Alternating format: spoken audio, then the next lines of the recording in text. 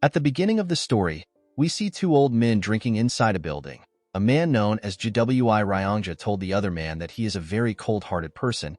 He could not believe that the man only wanted to have one cup of drink after seeing him for the first time in decades. Ryongja poured the man some liquor. The moment he poured the liquor, Ryongja remembered that he and the man first met when they were quite young.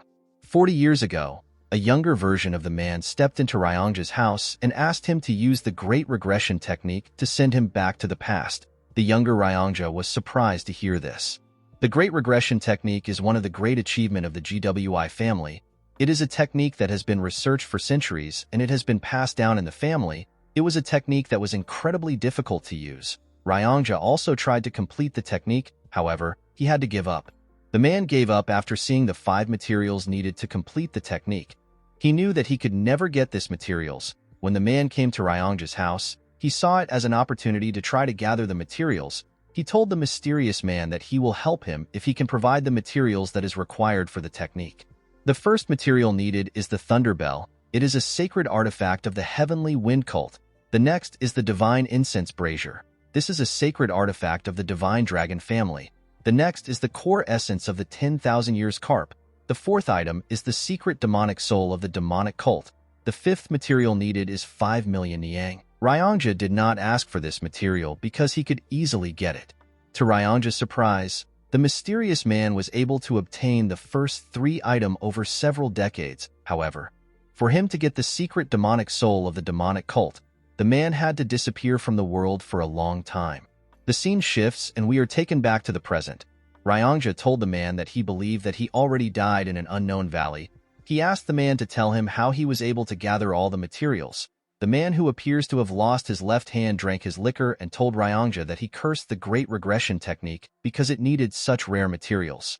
He revealed to him that he has actually thought of killing him while he was gathering the materials. Ryongja was not shaken by what the man said. He simply stared at him. He realized that he was really young when he met the man. Now the man has already become old and he had gray hair on his head. Ryongja noticed that the air around the man had changed completely. He wondered if the man had to change in order to gather the materials needed for the technique. Ryongja took a sip of his liquor and asked the man to tell him why he is trying so hard to go back to the past. With a menacing look on the man's face, he revealed to Ryongja that he wants to return to the past for revenge. The man was shocked to hear this. He asked the mysterious man if it is impossible for him to take revenge with his current skills. He asked him if he really needs to go back to the past to achieve his goal. The man explained to Ryongja that his current skills are not enough. Ryongja asked the man to tell him the name of the person that he hates so much. With a deadly look in his eyes, the man told Ryongja that he wants to kill Wamugi. Ryongja was shocked to hear this. Wamugi is the martial artist responsible for the death of the leaders of the 3 strongest groups in the Murim. He killed the leader of the Murim Alliance, the Unorthodox Alliance leader, and the Heavenly Demon. He is known as the strongest martial artist across all history. He is the strongest person in their era. Ryongja told the man that he will not be able to defeat Wamugi even if he returns to the past. The man told Ryongja that he must kill him no matter what. The man revealed to Ryongja that the Heavenly Demon who Wamugi killed was his father. Ryongja was shocked to hear this. The man explained to Ryongja that he does not seek revenge because his father was killed, or because his sly bastard of a brother was killed. He did not see it as a big deal for people who have given their lives to demons to be killed. Ryongja asked the man to share his reason. According to the man, on the day of the attack, Wamugi killed servants, cooks, and even young children who did not know martial arts. He even killed all the cats and dogs that were reared. Ryongja was shocked to hear this. He told the man that Wamugi would never do such a thing. He told him that he does not believe him. The man explained to Ryongja that he does not care if he does not believe him. He revealed to him that he cannot kill Wamugi in this age, so he must go back to the past to take his revenge. The man told Ryongja that he will ask Wamugi to tell him why a strong person like him needs to kill children. He told him that he will ask this question before he kills him. Ryongja felt bad for the man when he heard this. He told the man to do him a favor if he successfully returns to the past. He begged the man to find him in the past. The man asked Ryongja to tell him his reason for the favor. With a serious look on his face, Ryongja begged the man to stop him from getting married. The room became silent when Ryongja said this. The man immediately burst into laughter. Ryongja did not understand why the man was laughing. He assured him that he is quite serious. He begged the man to tell him to live alone for the rest of his life. With a smile on his face, the man promised Ryongja that he will fulfill his wish. After hearing the man say this, Ryongja asked the man to follow him to the room where he will perform the technique. When the man stood up, he could barely hold himself. Ryongja quickly ran to assist him. He asked the man if he is all right. The man told Ryongja that he is fine. He revealed to him that he lost one arm and one eye while trying to obtain the secret demonic soul. The man believed that this was a cheap price to pay for such an artifact. The scene shifts and we see Ryongja place 4 items in front of him. He opened the box containing the demonic soul and placed it next to the other materials. Immediately he did this, he began to chant something. The moment he started chanting, the demonic soul began to release a large amount of dark energy. As Ryongja chanted, each of the items began to release some energy. The energy fused together and a bright light shined. The moment the light shined, a large spatial crack appeared in the room. Ryongja was shocked to see this. He could not believe that he actually managed to perform the technique successfully. He turned to the man and told him that he did it. When Ryongja turned around, he saw the man sitting on the ground. The man appeared to be struggling. He was breathing heavily and doing his best to stay conscious. Ryongja was surprised to see this. He turned around and took a look at the portal. He turns back to the man and apologized to him. As he walked towards the portal, he promised the man that he will find him in the past and warn him about the impending disaster. He explained to the man that it has always been the GWI family's greatest wish to return to the past. Before Ryongja could step into the portal, his body stopped moving. He immediately realized that his acupoint has been sealed. The man appeared behind him. With a horrifying tone in his voice, the man asked him to tell him why he would try to do such a thing. Ryongja was terrified to hear the man's voice. He began to tremble. The man moved close to him and grabbed his neck. He asked Ryongja to tell him why he would try to betray him.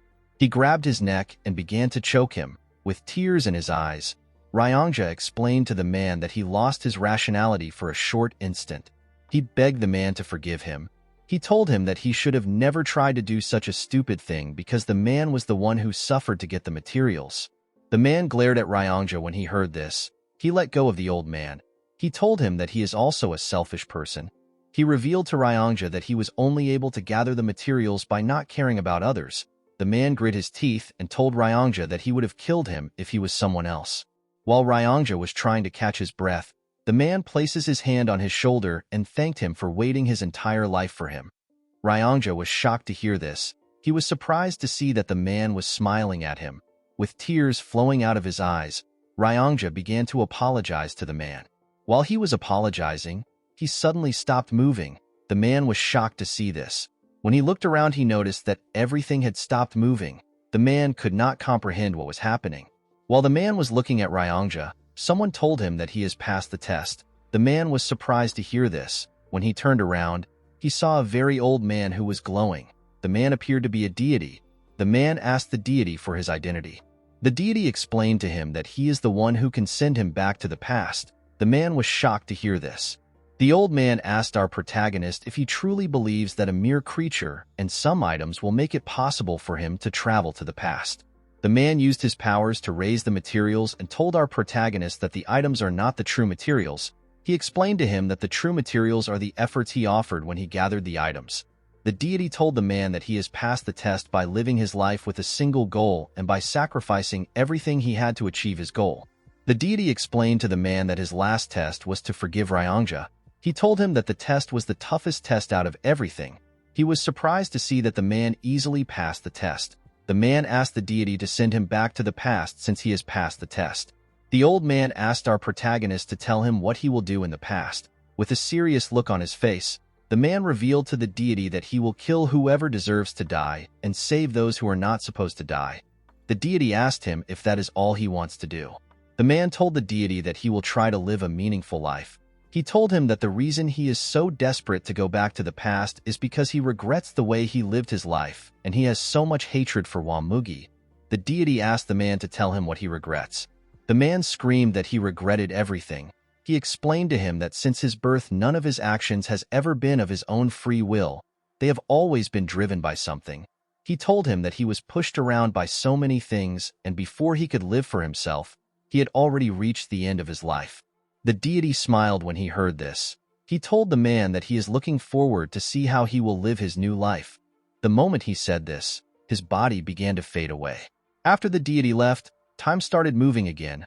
Ryongja continued begging the man. The man was surprised to hear Ryongja's voice. Ryongja begged the man to not forget his promise of stopping him from getting married. The man smiled when he heard this. He walked towards the portal. Before entering the portal, the man asked Ryongja to live well. The old man did not care about what the man said. He begged him to stop him from getting married. The scene shifts and we see the man open his eyes. The man found himself on a stage. He was surrounded by hundreds of martial artists who were cheering. In front of the man was a statue of a demon. The man looked around and saw the faces of the martial artists cheering around him. The man smiled when he saw their faces. He realized that he had actually returned. While looking around, the man felt a certain energy. When the man looked up, he saw a man sitting on a huge chair at the top of a building. The man was surrounded by other people who were sitting around him. This man is the heavenly demon and our protagonist's father. The heavenly demon noticed that his son was staring at him. Our boy smiled as he looked his father in the eyes. While he was looking at his father, a huge man who was also on the stage hit his sword on the ground and referred to our boy as young master. He told our boy that he needs to start the fight. The moment our boy heard this, he realized that he returned to the day of the new demon skirmish. The heavenly demon declared that he would not limit the selection of the next cult leader to only his bloodline. This declaration caused an uproar within the cult, because this meant that anyone can become the heavenly demon as long as they are the strongest.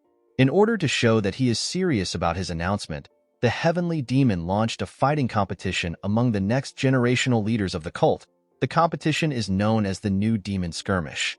The victor of the New Demon Skirmish will be given the chance to challenge one of the heavenly demon's two sons. Whoever wins the fight will be given one wish for the heavenly demon to grant. The big idiot currently in front of our boy chose to challenge him in order to get the wish. The man asked our boy to simply give up. While staring at the idiot, our boy remembered how angry he was that the man chose him in the past. He was offended because the man thought that he was weaker than his older brother. However, the truth was that the man chose him for a different reason. The man had bribed the cook in our boy's kitchen. He made the cook mix energy-dispersing poison into his rice. He did this to stop our young master from temporarily using his energy. Our boy lost the match because of this dirty trick. He tried to explain everything to his father, but the heavenly demon did not respond to him. Instead, he looked at his son with eyes that seemed to be blaming him for falling for such a petty trick. Our boy made up for his defeat by doing a few things that pushed him to his limit. Due to the mistakes and failures he experienced, he slowly lost his place in the succession war. Our boy realized that his predicament started from this particular defeat. Due to the fact that the young master did not say anything, the huge man asked him if he is distracted despite being in a fight. Our boy did not know how to respond to this. He asked the idiot for his name. The huge man was annoyed to hear this. He told the young master that his name is Gu Pyungo. He asked our boy if he is ignoring him. The moment he said his name, the man remembered him. He remembered that Gu Pyungo is one of the 7 disciples of the 8 demon supremes. His master's name is Gu Qianpa, and he is known as Blood Heaven Sword Demon. Pyungo is the 5th disciple of Qianpa. Pyungo told the young master that he must be confident in his abilities for him to mess with him. The man did not reply to the idiot. He turned to see his father. While looking at the heavenly demon, our boy noticed something. While looking at his father's eyes, he could tell that his father already knew that he was poisoned with the energy-dispersing poison. The heavenly demon was simply observing how our boy would take care of this problematic situation.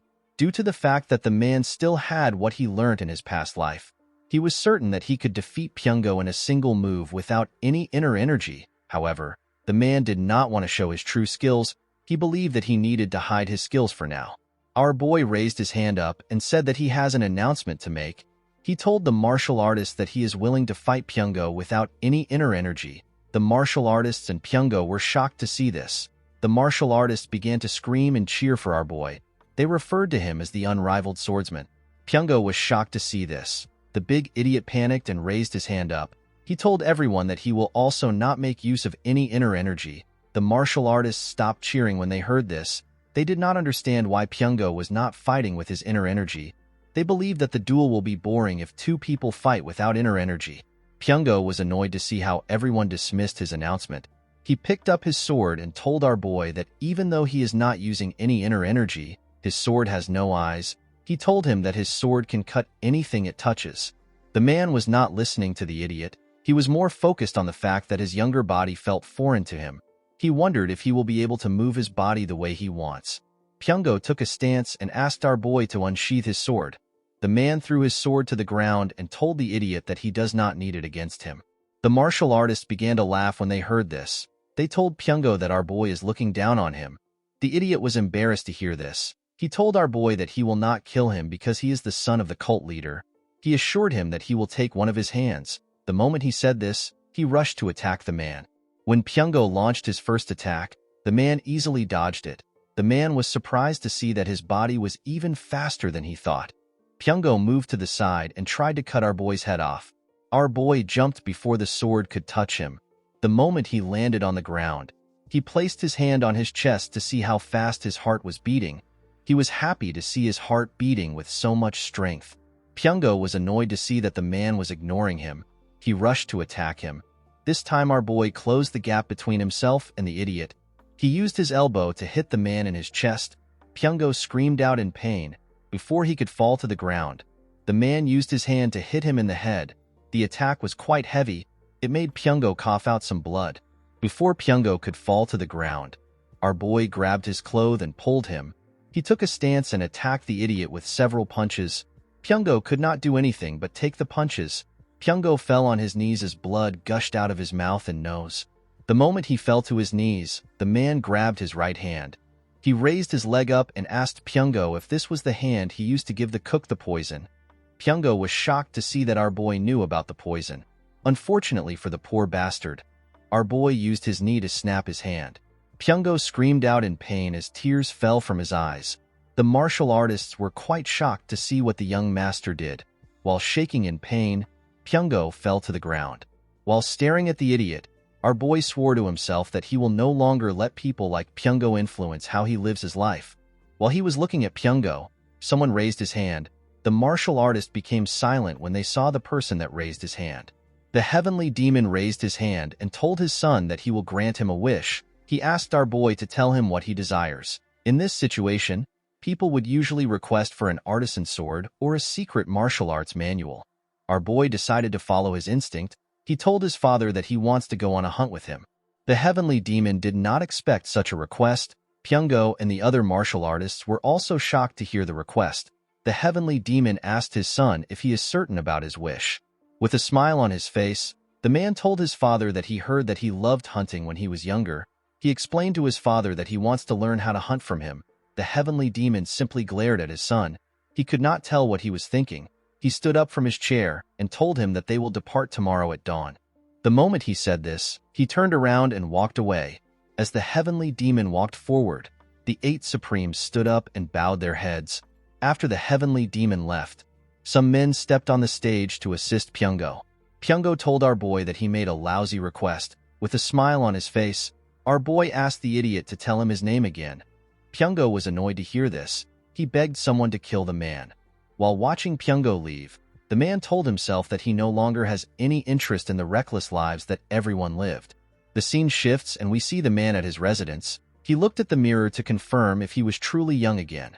The man was surprised to see that he was no longer his old self. While staring at the mirror, the man wondered about what Wamugi was currently doing. The man knew that he could easily resolve his issues by finding Wamugi and killing him before he becomes strong. However, the problem was that the martial artist was difficult to find. In the past, Wamugi suddenly appeared the Jianghu as if he fell out of the skies. After he destroyed the Murim Alliance, the Unorthodox Alliance, and the demonic cult, he hid himself from the world, so there isn't a lot of information about him. The man understood that it would be a dangerous act of provocation if he tries to find Wamugi by telling the whole world his name. The man realized that his top priority is to become stronger than Wamugi. While he was thinking, someone tells him that he fought excellently on the stage. Our boy was shocked to hear this voice. When he turned around, he saw a chubby girl. He called the girl Leon. With a smile on her face, the girl greeted her young master. This girl is known as Bodyguard Leon. With a sad look in his eyes, the man remembered that Leon was actually with him during this time. In the past, the man did not know that his bodyguard had learnt a martial art that made her body increase in size. The girl learnt this martial arts for our boy's sake. The martial arts is known as the body petrification technique. It gives its user the ability to temporarily make their body as tough as a rock. It is a secret technique only known to certain people in the cult. The biggest flaw of this technique is that it makes the user's body really big. In the past, Leon threw her body in front of the man in order to block a sword aura which Mugi sent at him. It was thanks to her sacrifice that the man was able to survive the attack on the cult. Upon seeing how her master was looking at her, Leon asked him if something is wrong. When the man heard the girl's voice, he was shocked to see how nice it was. The man never paid attention to her voice in the past. Our boy could not believe that he thought of such a nice girl who was ready to throw her life away for him as a simple guard. He realized that he took her for granted. Our boy walked up to the girl and smiled at her. He noticed that she was bigger than he remembered. Leon did not understand what was happening.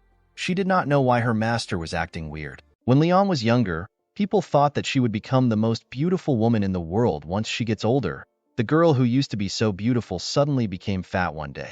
Leon promised her master that she will protect him. In the past, our boy, whose name is Muguk, never noticed that Leon had cried a lot after becoming fat. He never knew that her eyes were swollen because of her tears. Muguk wondered about how the girl felt. She could have become the most beautiful woman in the world, and yet she gave it up in order to protect him. After she became fat, our boy acted cold to the girl. While smiling at Leon, Muguk promised himself that he will find a way to help her get rid of the side effects of the body petrification technique. Leon did not understand why her master was smiling. She asked him if everything is all right. Our boy told the girl that he is feeling great. Leon told her master that he is acting a bit strange. Muguk smiled when he heard this. He realized that Leon was able to notice the difference in his behavior because she always protects him every day. Our boy turned around and asked Leon to follow him. He told her that he wants to show her something that is much stranger. The girl asked her master about where they are going. Our boy revealed to her that they are going to flip the kitchen. Leon did not understand what Muguk was talking about. The scene shifts and we see our boy and Leon in the kitchen. The cooks all came out to greet their young master. With a serious look on his face, Muguk asked the cooks to tell him why they poisoned him. The head chef did not understand what the man was talking about. Our boy turned to one of the chefs and asked him to tell him why he put energy-dispersing poison into his meal. The chef was surprised to hear this. He quickly denied this allegation. Muguk asked the boy if he gambled away the 3,000 niang he received as his salary. In his past life, our boy found out that the chef incurred a great debt because he was addicted to gambling. He spent all his parents' money and he even borrowed money from his friends. After losing the money, the boy was willing to do anything, even if it involved poisoning the son of the heavenly demon. The chef went on his knees and begged for his life. He asked Muguk to spare him. He told him that he was blinded by money. Our boy asked the chef if Pyungo personally gave him the money. The chef told him that he did, the moment the boy answered. Muguk drew his sword and used it to behead him. The chefs and Leon were shocked to see this. With a cold gaze in his eyes, our boy told the chef that he should be ashamed that he poisoned someone. The head chef went on his knees and begged his young master. He told our boy that he will take full responsibility for the situation. Muguk asked the chef to tell him why he wants to take responsibility for the situation. He told him that it is the other chef that is at fault. The head chef explained to Muguk that everything that happens in the kitchen is his responsibility. Our boy asked the chef, who he referred to as Chef Lim, if every unjust thing that happens in the cult is his father's responsibility. The man was shocked to hear this question. He told our boy that the heavenly demon is not responsible for such things. Upon hearing his answer, Muguk asked Chef Lim to tell him why he wants to take responsibility for something that does not involve him. Our boy turned around and put his sword into his sheath. He asked the chef to get up and cook him shredded chicken noodles for dinner.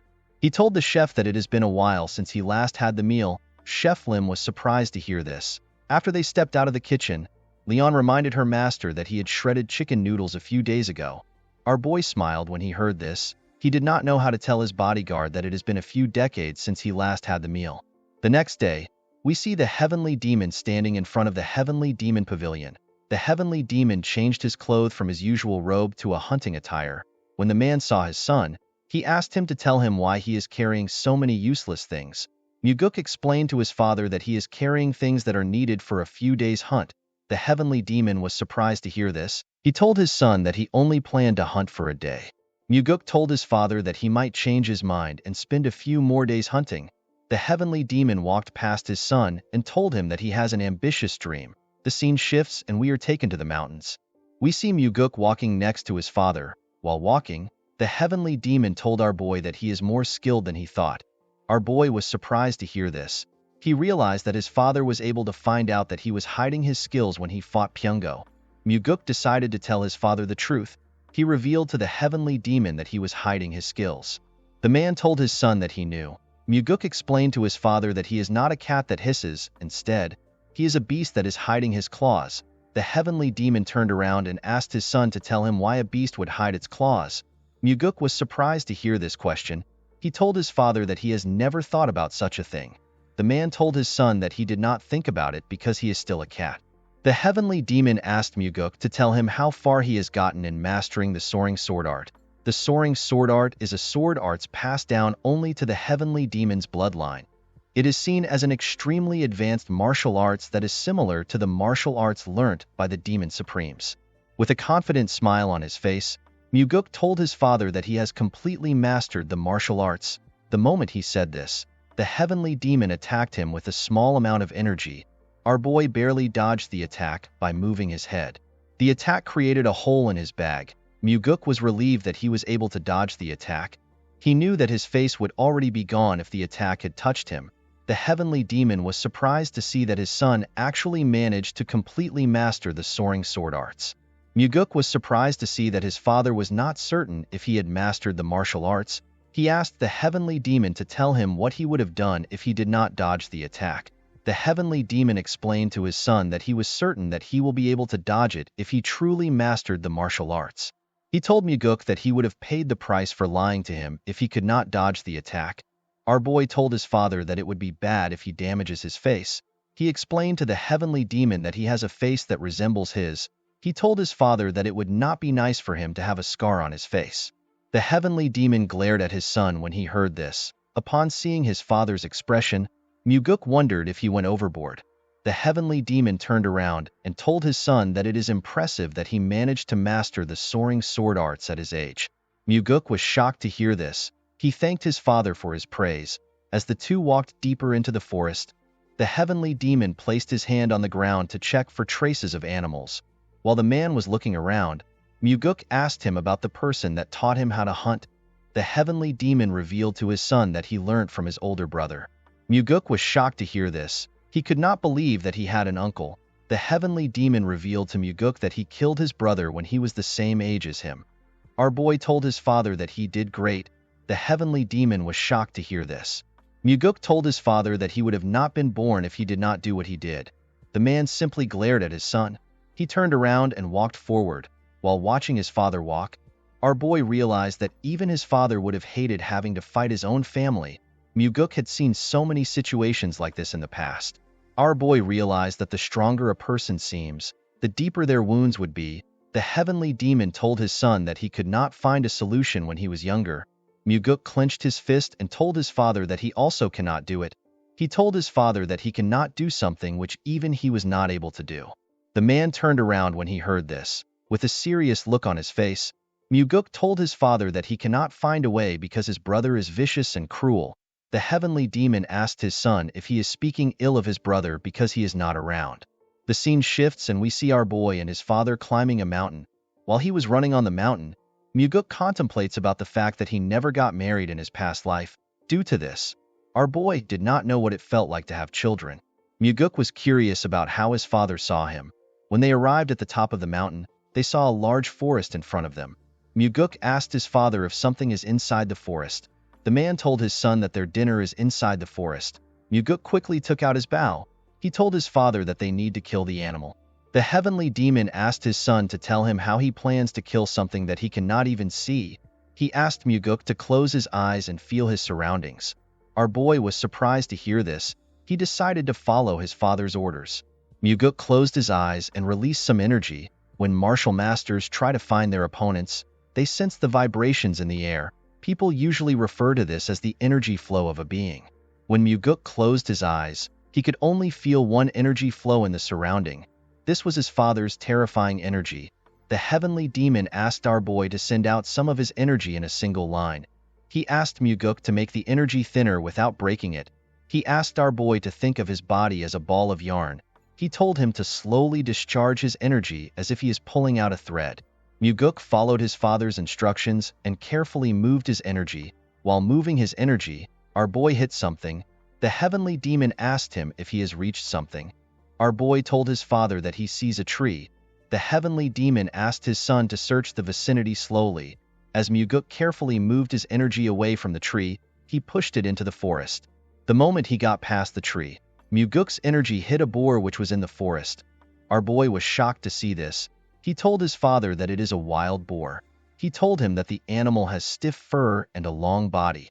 The heavenly demon was surprised to hear this. He told his son that he is correct. While staring at Muguk, the man told him that he was not able to quickly guess the animal from their current distance. With a smile on his face, Muguk told his father that he was blessed with a body that is gifted in martial arts. He told him that he can do this level of work easily. The heavenly demon simply glared at his son when he heard this. At night, we see our boy roasting the boar. The heavenly demon asked his son to tell him how he is able to cook hunted animals. Muguk told his father that he learnt from a book. The heavenly demon was surprised to hear this. He told Muguk that he is too skilled for someone who learnt from a book. Our boy told his father that he is glad that he looks skilled. In Muguk's past life, he hunted countless boar for food, so this was not a difficult thing for him. Our boy told his father that he prepared the tiger skin he is sitting on in order to win his favor. The heavenly demon asked his son if he wanted to hunt with him in order to impress him and become the successor. Muguk told his father that such a stupid thing would not work on him. He assured his father that he can become the successor without his help. The man was surprised to hear this. He told his son that he is quite confident. He asked Muguk to tell him why he wanted to hunt with him. Our boy revealed to his father that he has two reasons for hunting with him. The first is to learn whatever he could from the heavenly demon. Muguk told his father that he has already achieved his first goal. The man asked his son to tell him what comes next after strength. Muguk explained to his father that he is not trying to become strong because he wants to become the heavenly demon. He told his father that he does not want to waste his youth trying to become the heavenly demon, especially when his father is still strong and healthy. Muguk took a look at the stars and told his father that he is satisfied with learning the heavenly demon martial arts by becoming the successor. While looking at the stars, our boy reminded himself that he has to learn and master the 9 calamities demonic arts. Muguk quickly removed this idea from his head. He told himself that he has to go beyond the martial arts because even his father who mastered the 9 calamities demonic arts still lost to Wamugi. While he was lost in the stars, the heavenly demon asked his son to tell him his second reason. Muguk revealed to his father that he wanted to spend some time alone with him. The heavenly demon smiled when he heard this. He told his son that he has a useless emotion that will get him killed. Muguk asked his father to tell him why it is useless. He explained to his father that he gets to spend time with the strongest person in the whole world. He told the heavenly demon that if he sings a song, it will become the best song in the world, and if he drinks liquor, it will become the greatest liquor in the world. The heavenly demon turned to his son when he heard this. He was surprised to hear what Muguk said. The man looked away and gently smiled. Whenever Muguk tried to remember his father in his past life, he could not find a good memory in his head. The only memory he had were of him trembling in front of his father. In this life, our boy aims to get more things other than new memories. He believed that his father should not get too happy because he was doing everything for his own sake. The next day, we see Muguk packing his bags in order to return to the cult. His father told him that they are not yet leaving. He told Muguk that he has to catch a tiger since he is hunting with the heavenly demon. Our boy was surprised to hear this. The heavenly demon asked his son to get up and follow him. The man took Muguk to a bamboo forest. He asked him to close his eyes again. He told him that their target is 100 yards away on the right side, which is further than their last prey. The heavenly demon asked his son to feel the wind. He told Muguk to infuse his energy into the wind. While doing his best to follow his father's instructions, our boy realized that he has never thought of infusing his energy into the wind before. There was no one to teach him such a skill, and none of the martial arts he saw ever taught such a thing.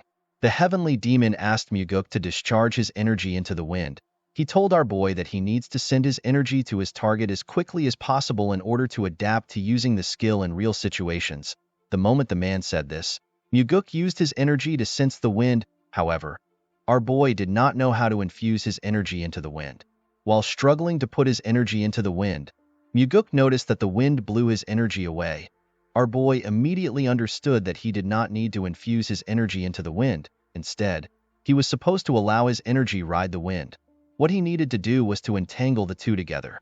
As the wind carried our boy's energy through the forest, he was able to sense an animal.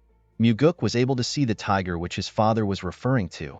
Our boy turned to his father and told him that the tiger is actually real. The heavenly demon was shocked to hear this. Our boy asked his father if something is wrong. The heavenly demon regained his composure and asked his son to not get lazy in his training. He told Muguk that his chances of survival will increase if he is able to maintain more lines. Our boy thanked his father for his advice. At night, we see Muguk give his father a bottle containing some liquor. He told the man that it is his trump card. The man drank the liquor and told our boy that it is quite good. When Muguk drank it, he told his father that it is still too strong for him. Of course, this was a lie. The heavenly demon told our boy that no demonic human would complain about liquor that is strong. Muguk told his father that it is more important to have a vicious heart than to be good at drinking liquor. The heavenly demon asked his son if he can kill him to save himself. Muguk revealed to his father that no child can kill his parent to save himself. Of course, this was not true. Our boy knew that he could kill anyone as long as he had enough reasons to. Muguk realized that this was his first time having a proper conversation with his father, and yet he still treasured his life more than his father's own. The heavenly demon told his son that he does not have a vicious heart if he is hesitant about killing him. Our boy told his father that he will learn how to drink strong liquor first. With his eyes filled with curiosity, the heavenly demon watched his son as he drank his liquor. In the next scene, we see Muguk circulating his inner energy while he was in his training room. After practicing for a while, our boy let out a huge sigh and stopped circulating his energy. The moment he stopped practicing, Muguk realized that he could freely entangle his energy with the wind, and he could now maintain 4 energy lines. Muguk never expected his father to teach him how to discharge his energy into the wind. This technique is like gaining an extra life because its user will be able to easily find an enemy that is trying to attack him. Our boy knew that he will be capable of releasing 10 energy lines at the same time if he continues to train. He was certain that he will be able to neutralize any stealth technique used by his enemies. While thinking, Muguk realized that even his father, who is much more skilled than him, still lost to Wamugi because the Heavenly Demon Pavilion was infiltrated. The Heavenly Demon Pavilion is a place that is thoroughly guarded by 3 barrier formations, 6 trap formations, and a group of carefully selected elites. There is also the 8 Demon Supremes, which are in 8 different directions, and their subordinates, which are protecting the Heavenly Demon. In the north, there is the Demonic Swordsman of the Northern Heaven Sword family, which is led by the 1/Sword Supreme. In the south, there is the Demonic Bladesmen of the Southern Heaven Blade family. They are led by the Blood Heaven Sword Demon. In the east, there is the Iron Fist of the Eastern Fist faction. They are led by the Undefeated Fist Demon. In the west, there is the Demonic Sorcerers of the Western Illusion formation. They are led by the Soul-Stealing Demon. In the northeast, there is the Faceless Swordsman that wants to become the Evil Smiling Demon. In the southeast, there is the Drunken Swordsman. They are always drunk with the Demonic Drunkard. The Poison Fang stays in the southwest. They research all sorts of poison with the Poison King. And finally, in the northwest, there are crazy monks that are crazy about the demonic Buddha's belief of diluting the world. In the past, Muguk believed that the enemy broke into the cult from outside. However, this was not the case. Our boy later found out that the outer defense was never broken. Muguk realized that one of the 8 Demon Supremes must have allowed Wamugi into the Heavenly Demon Pavilion. Our boy believes that there could be more than one traitor. The traitor was never found in the past, but this did not matter to Muguk. He plans to treat each one of the Supremes as traitors. After the Heavenly Demon was killed, none of the 8 Supremes sought revenge. Instead, they decided to close the cult. In his past life, our boy found out about how the 8 Demon Supremes lived their lives. He even knew what their last moments were like. Muguk assured himself that he will make use of each one of the Supremes. As Muguk walked towards the entrance of the room, he hears someone call Leon Fatty. The person asked Leon if the young master is still in the training ground. Our boy was surprised to hear what the person said. Outside the training ground, we see a bald man with a huge sword and 2 other men behind him. The bald man told Leon that he can no longer wait. He asked her to drag Muguk out of the training ground. The girl was surprised to hear this. She could not believe that the man had no regards for her master. Before she could say anything, our boy stepped out of the house and asked the girl to tell him what she is doing. Leon was surprised to see her master. Muguk walked up to the girl and reminded her that he asked her to do her own thing while he is training. Our boy asked her if she was waiting outside for him the whole time he was training. The bald man moved close to Muguk. He asked him to tell him why he suddenly decided to train for days. Our boy immediately recognized the man. He realized that this man is Yang Pua. He is a disciple of the Blood Heaven Sword Demon. He noticed that the man was speaking to him without fear. Muguk could not blame Yang Pua because he was only being disrespectful because of the Heavenly Demon. After the Heavenly Demon announced that anyone in the cult could become his successor, the Heavenly Demon's sons were no longer seen as special. In fact, the announcement fueled the ambitious desires of many within the cult to defeat the sons of the Heavenly Demon so they can gain notoriety.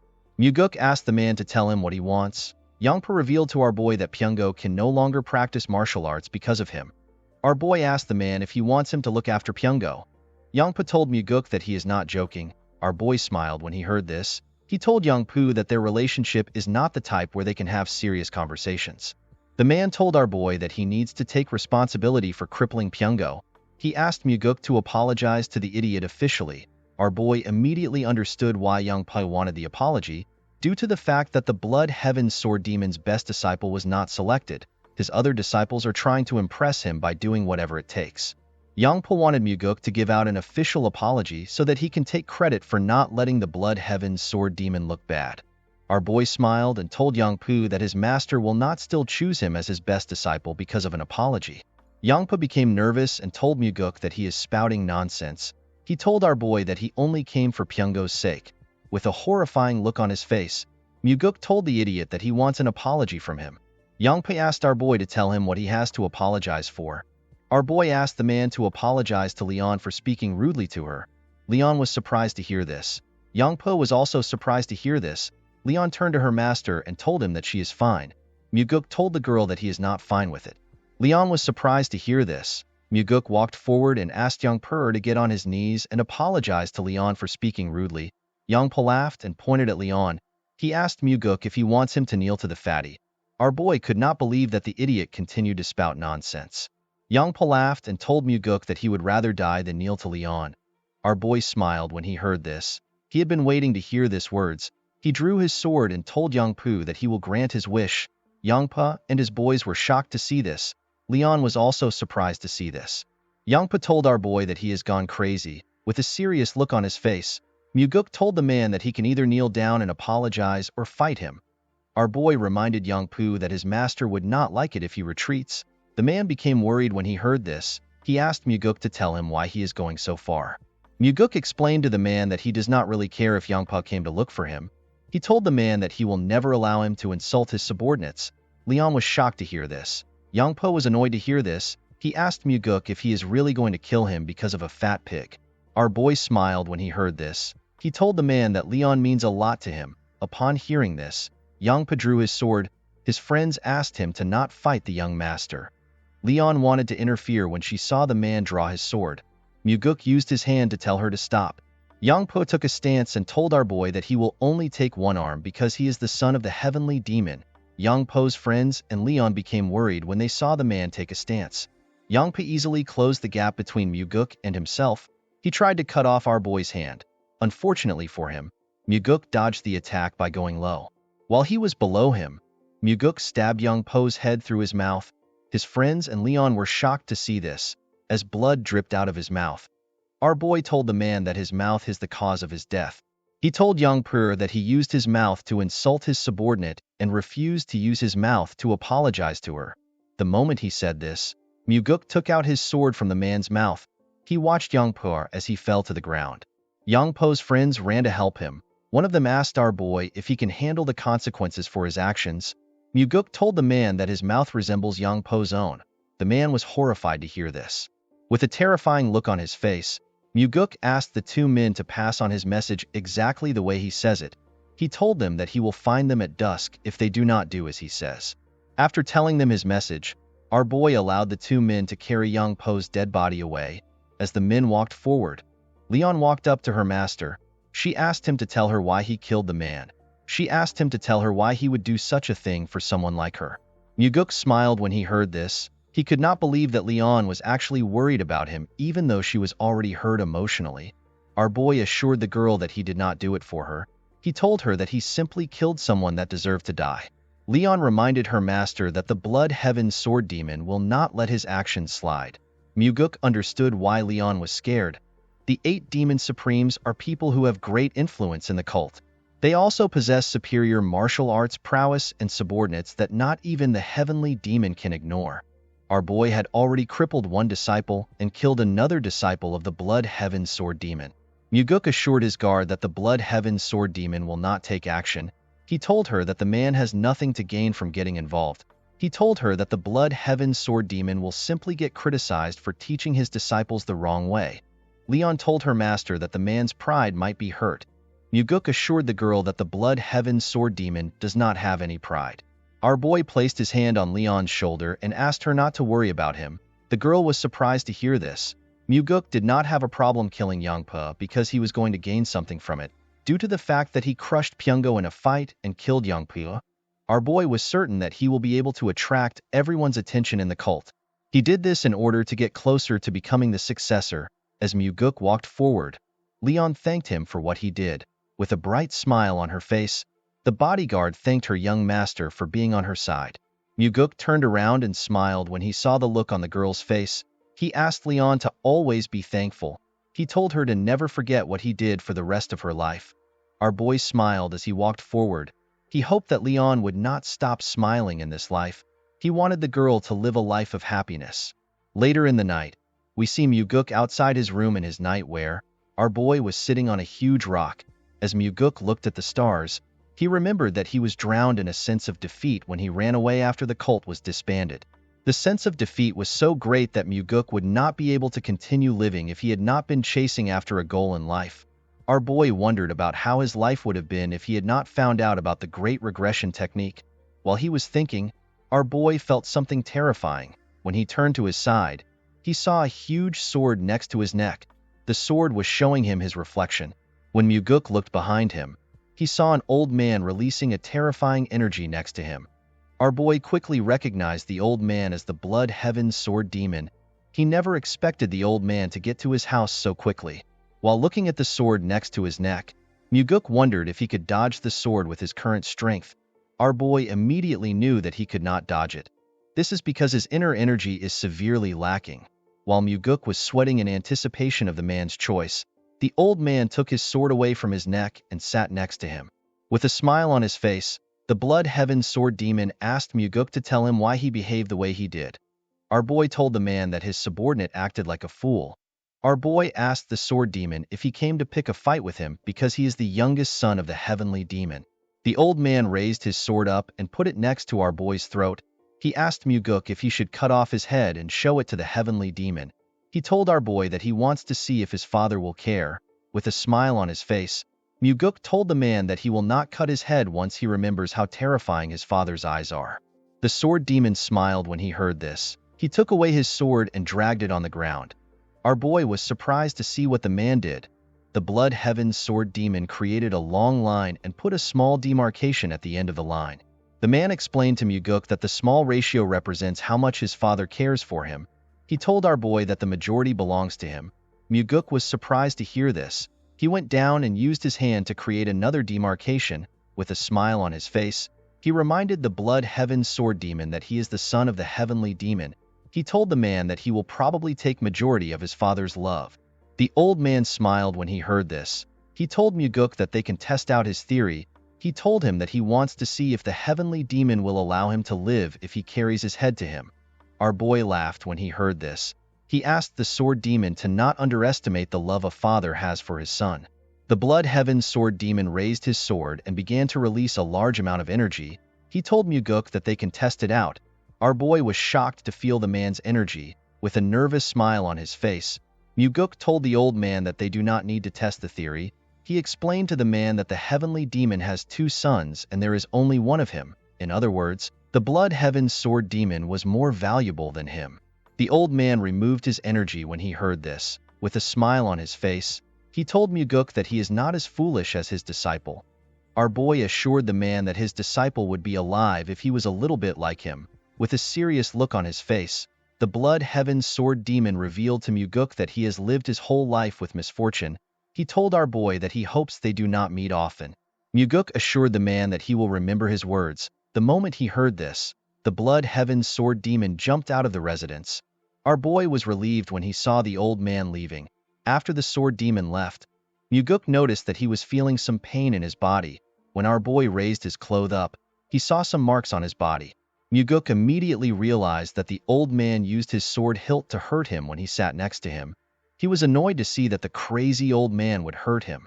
Our boy knew that the Blood Heaven Sword Demon came to see him for a different reason. Although the old man looks like someone who acts as he pleases, he is actually very calculative and he plans things meticulously. The fact that the old man told our boy that he will carry his head to his father twice means that he was really thinking of doing it. Muguk knew that the Sword Demon came to see him because he left a deep impression when he fought with his disciple. He knew that the old man must have thought of his wish to hunt with his father to be unique. Muguk realized that the Sword Demon felt the need to test him, especially since he killed his disciples. He understood that the man came to see if he was worthy of being the successor. Our boy wondered if his first opponent is going to be the Blood Heaven Sword Demon. In the next scene, we see Muguk circulating his energy in his training room. While trying to improve his energy lines, our boy sensed something above him. He quickly went up to the roof. To his surprise, his father was waiting for him on top of the roof. The heavenly demon asked his son if he really killed a disciple of the Blood Heaven Sword Demon. Muguk told his father that the disciple deserved death. The heavenly demon told his son that he does not care if the disciple deserved to die. He explained to our boy that the Blood Heaven Sword Demon came to him with the issue. He told Muguk that the old man wants him to receive punishment. Our boy was surprised to hear this. He could not believe that the Blood Heaven Sword Demon would meet his father because of his disciple. He was more surprised to hear that the old man wanted him to be punished. The heavenly demon understood why his son was surprised. He told him that the Blood Heaven Sword Demon is not the kind of person who would make such a request over a single disciple's death. Muguk immediately understood that the Blood Heaven Sword Demon is trying to test the relationship his father has with him. The old man wanted to see if the heavenly demon will punish his son and the kind of punishment he will give our boy. He did this to see if the heavenly demon considers our boy as one of the successor candidate. While staring at his son, the heavenly demon told him that he intends to punish him. Muguk was surprised to hear this. He told his father that he has no justification to punish him. The heavenly demon assured his son that a reason can be created. Muguk was surprised to hear this. He did not understand what his father was thinking. The heavenly demon reminded his son that he asked him about which demon supreme he trusts the most while they were hunting. When Muguk asked this question, his father did not give him an answer. Presently, the heavenly demon revealed to his son that he does not trust anyone in the cult. Muguk was shocked to hear this. The man reminded our boy that he told him that they need to set hierarchy and discipline within the cult. The heavenly demon asked his son to tell him how he wants to do this. He told him that he is not interested in hearing stupid answers. He asked Muguk to share his true thoughts. Muguk realized that his father was truly asking for his opinion. Our boy told his father that their cult has lost the path of the demon. The heavenly demon was surprised to hear this. He asked his son to tell him what the path of a demon means to him. Muguk explained to his father that the path of a demon should be the belief that their cult has to defeat absolute evil. The heavenly demon was very surprised to hear his son's answer. Our boy told his father that the Orthodox faction is not the direct opposite of their cult. The heavenly demon asked his son to tell him what their direct opposite is. Muguk told his father that the opposite of their cult is absolute evil, a form of evil that is so cowardly and terrifying to the point that no human can bear. Evil that even demons will despise and turn away from it. Our boy explained to his father that the justice and chivalry that the Orthodox faction advocates for is only good enough to deal with lesser evils. He told him that their justice is not capable of facing absolute evil. Unfortunately, the Orthodox faction heavily believes in forgiving others. As long as they value people, they can never be a match for evil that has forsaken its humanity. Muguk revealed to his father that they are the only faction within the Murim that can get rid of evil that is atrocious and horrifying. With a serious look on his face, our boy told his father that they will walk the path of the demon if evil which the Orthodox faction cannot handle kneels before them. The heavenly demon was shocked to hear his son's profound thoughts. Muguk told his father that the cult will not go far if they cannot accomplish the true path of a demon. He told him that they need to punish themselves so that they can improve. The heavenly demon found our boy's words to be intriguing. Muguk took a look at his father's face. He was not surprised to see that his father found his words to be confusing. Our boy was certain that his father has probably never thought of such a thing. Even Muguk himself did not learn these things while he was in the cult. He came to this understanding while he was wandering the Central Plains. While our boy was thinking, his father asked him if he has any other arrogant thoughts. Our boy told his father that he has nothing left to share. Upon hearing his son's answer, the heavenly demon understood why the blood heaven sword demon wants him to punish Muguk. He told his son that the old man must have seen something in him. He revealed to Muguk that the old man is trying to use him to test him. Our boy told his father that the blood heaven sword demon must have seen the possibility of him becoming a successor candidate. The heavenly demon told our boy that the old man could have also seen him as someone who would mess up the cult. Muguk told his father that it can be anything. He explained to him that the blood heaven sword demon must have seen something because he has extraordinary eyes. Upon hearing our boy's answer, the heavenly demon turned around and asked him to follow him. Muguk was surprised to hear this. He asked his father to tell him where they are going because it is already late.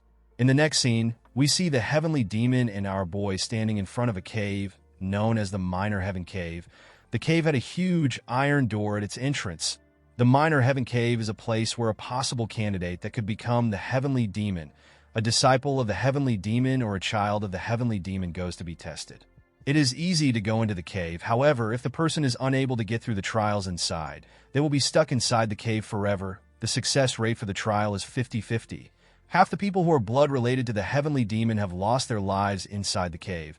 The place is so dangerous that even Muguk's overly ambitious elder brother has never talked about going inside. Although he did not like it, our boy knew that he would also have to go through this cave if he wants to become the heavenly demon. Muguk asked his father if he wants him to go into the cave now. The heavenly demon told his son that he also went in when he was the same age as him. Our boy asked his father to tell him the amount of time it took for him to get out of the cave. The heavenly demon revealed to his son that he got out in 2 months. Muguk was shocked to hear this. Even among the heavenly demons, his father is known to be the most talented of them all, and yet it took him 2 months to get out. The heavenly demon revealed to his son that he was the only one who managed to make it out in 2 months. Most people spent 3 years in the cave. Muguk asked his father if he really wants him to go into such a dangerous place without preparations. The heavenly demon reminded his son that he is giving him a punishment. Our boy could not believe that his father is willing to send him into a place where he could die simply because the blood heaven sword demon wants to punish him. Muguk wondered if his father was hoping that he would become stronger and come out alive. Our boy smiled when he thought of this. With a smile on his face, Muguk told his father that he will do his best to come out earlier than he did. The heavenly demon smiled when he heard this. He asked his son to do his best to keep himself alive. The scene shifts, and we see Muguk inside the cave. The cave was lit up by green, glowing stones. While walking, our boy took a look around. He wondered about how terrible the cave must be for people to get stuck inside. Muguk passed through the first entrance he saw and arrived inside a large room. Next to the entrance was a tablet containing instructions. Our boy was asked to cut down his enemies without using sword aura or enhanced sword aura. He was told that he will be given another chance in 10 days if he does not succeed within the time limit given. He was asked to stand within a crimson circle once he is ready. Muguk was surprised to see that the test would restart in 10 days if he fails. When our boy looked around, he saw a large amount of rice balls in huge pots. Our boy realized that he was expected to eat the rice balls while he waits for 10 days. After looking around, Muguk decided to start the test. He stood in the crimson circle. The moment he stood in the circle, several wooden dolls rose out of the ground. Each wooden doll had a red mark on its body. Our boy realized that he is supposed to slash the dolls where the red marks are. Without wasting time, Muguk immediately began to cut the dolls in front of him. He swiftly tore the dolls apart. As he cut through the dolls, our boy noticed that the test is much difficult than he expected. When he turned around, he noticed that some dolls which he had not yet cut were going back down. Muguk knew that he could not let the dolls go back down because he would fail the test. Our boy immediately ran towards the dolls. He moved close to the doll and bent his body to cut it. The moment he cut the dolls, our boy stood up to check if there are still any dolls left. To Muguk's surprise, there were still 3 more dolls which he had not yet cut. Our boy immediately moved close to the dolls. He barely managed to cut them on their red marks. He fell to the ground after he cut the dolls. However, to his surprise, there was still one last doll that was yet to be cut. The doll had its mark on its neck. The wooden doll was about to completely go down. Muguk grit his teeth and ran towards the last doll. Before the doll's head could go down, our boy got close to it and landed a clean cut on its head after taking care of the doll. Muguk took a look around. He could not believe that he almost had to spend an extra 10 days in the room because he let his guard down for a second. Our boy realized that it would actually be impossible for him to get through this first trial with the skills he had before his regression. The moment Muguk put his sword back into its sheath, the door leading to the next room opened up. Before our boy left the room, he saw another tablet at the exit. The former test takers wrote on the tablet. One of them said that he succeeded after 9 tries. Another test taker said that he succeeded after 16 tries. Another person asked if he was going to die in the room because he could not complete the test. Another test taker wrote that he has tried to go back, but there is no way out. While Muguk was looking through the tablet, he recognized the handwriting at the end of it. The person called the other test takers idiots. Our boy smiled when he realized that this was his father's handwriting. Muguk laughed as he walked to the next test room. He could not believe that his father would berate their ancestors. Inside the second room, our boy saw the crimson circle on the ground and hundreds of weapons on the walls. Due to the amount of weapons in the room, Muguk realized that he would need to make use of some of the weapons for the trial. According to the instructions on the tablet, Muguk was asked to use the weapons that are hung on the wall to split the ball in half within 2 hours. Our boy is allowed to use Sword Aura or Enhanced Sword Aura. He was told that he will be given another chance in 20 days if he does not succeed within the time limit. Muguk was asked to stand in the Crimson Circle once he is ready. Without wasting time, our boy stood in the circle. The moment he stood in the circle, a huge rock rose out of the ground. The rock had a small metal ball on it. Muguk was surprised to see the ball. He could not believe that he was given 2 hours to cut a single ball into half. He was certain he could cut the ball into 100 pieces if he uses Enhanced Sword Aura. Our boy was certain that there must be a reason why he was given 2 hours to cut a single ball. He took one of the swords on the wall and tried to use it to slash the ball. Unfortunately for him, his sword broke in half immediately. He hit the ball. Our boy was surprised to see this. He took another sword and decided to use Enhanced Sword Aura to cut the ball in half. He wanted to quickly move on to the next trial. Muguk took a stance and gathered his aura into his sword. He was about to cut the ball when he realized something. Our boy realized that it would be too easy for the test to end with him using Enhanced Aura. He became curious about how other test takers performed. One of them said he tried to cut the ball 89 times without aura, but he failed, so he ended up using Enhanced Aura. One test taker said that he cut the ball without Enhanced Aura. The other test takers after this person said that the person is lying. They said that it is impossible to cut the ball without Enhanced Aura.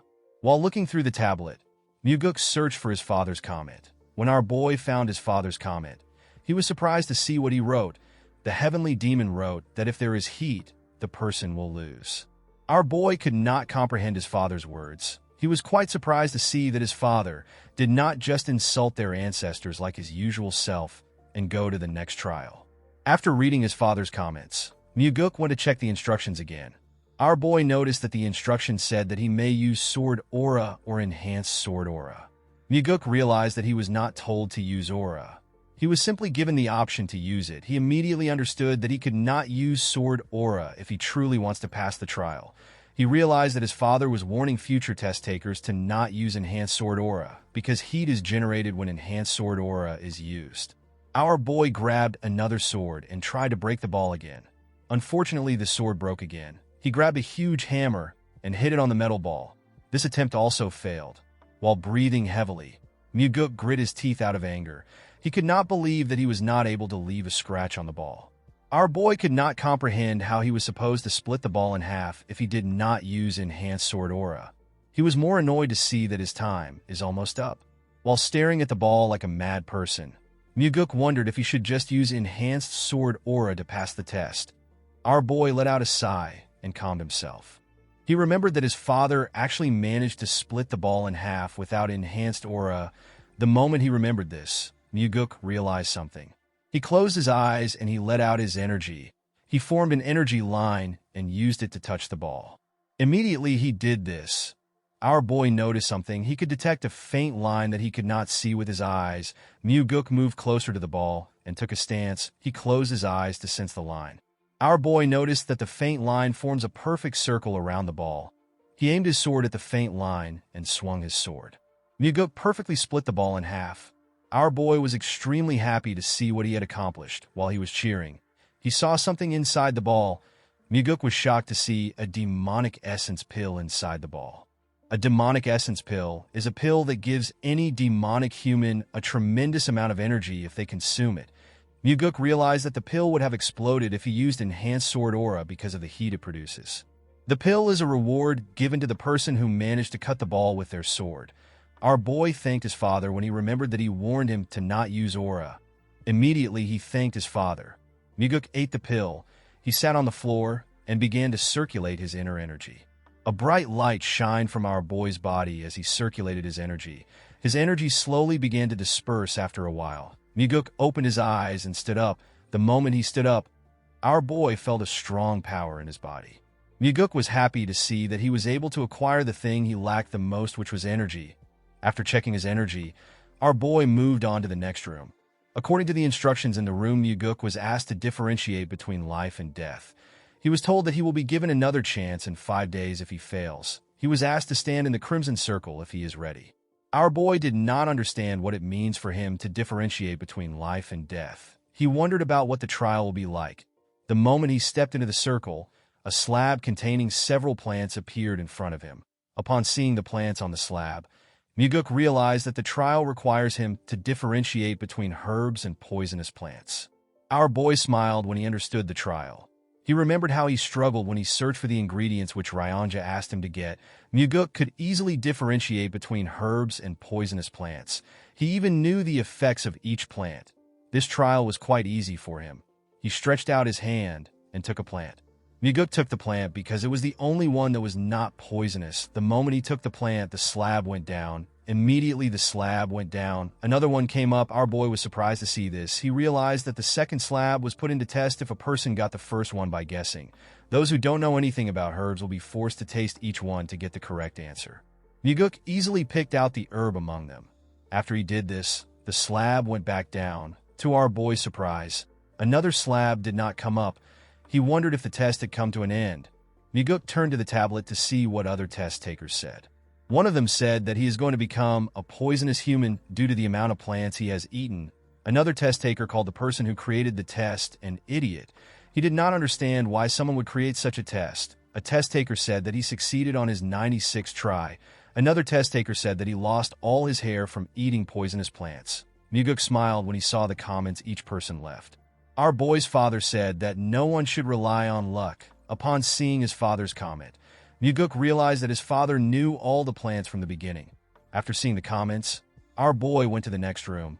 This room is the last trial. According to the instructions, Muguk is expected to survive the illusory life and death trap formation. He was told that he will die if he actually dies in the trap formation. He was asked to stand in the circle when he is ready. Upon seeing how serious the trial was, our boy decided to check the comments of past test takers. One test taker said that he will kill the creator of the illusory life and death trap formation once he becomes the heavenly demon. Another person said that he will never step into the trap formation again in his life. Our boy's father asked the future test takers to not rest. Muguk was surprised to see this. Upon seeing his father's advice, our boy stood in the circle. The moment he stepped in the circle, he noticed that the space around him was getting distorted. While he was looking around, Muguk found himself in a desert. Our boy was surprised to see this. He noticed that he could feel the wind on his skin, and he could also feel the sand on the ground. Everything felt real to him. Muguk could not believe that the trap formation was capable of creating such realistic things. While he was looking at the sand, our boy noticed that he was surrounded. Several zombie warriors surrounded him. Although they were illusions, Muguk could feel their presence and their intent to kill him. Our boy was happy to see his situation. He believed that he has been given an amazing opportunity. Our boy drew his sword and took a stance. The moment he drew his sword, the zombies rushed to attack him. A soldier managed to get close to him and tried to pierce his head. Muguk bent his head to dodge the attack. While he was below the zombie, he stabbed it in the head.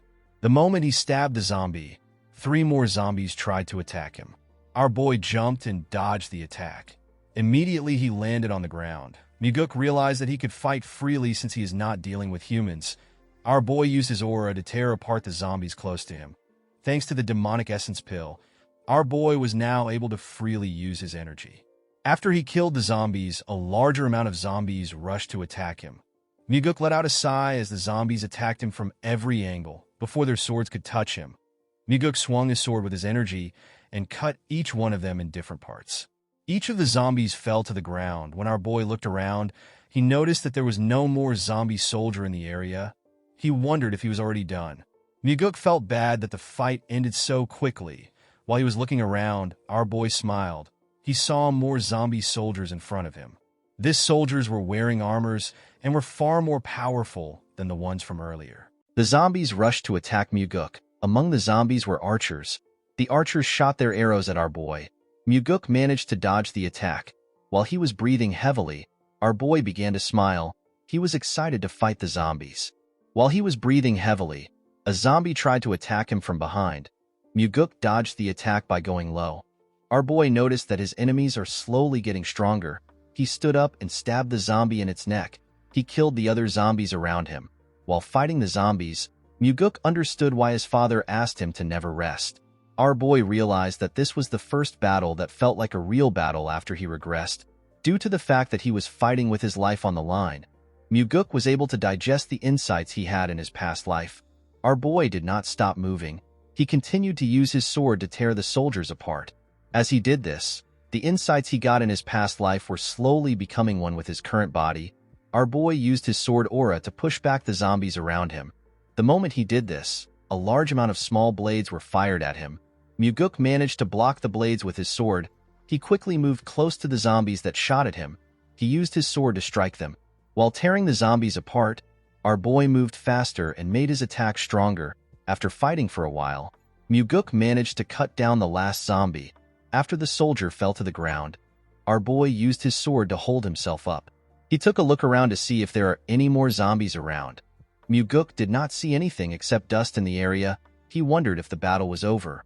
While his body was dripping with sweat, our boy returned back to the real world. When he moved close to the exit, he saw a stone tablet.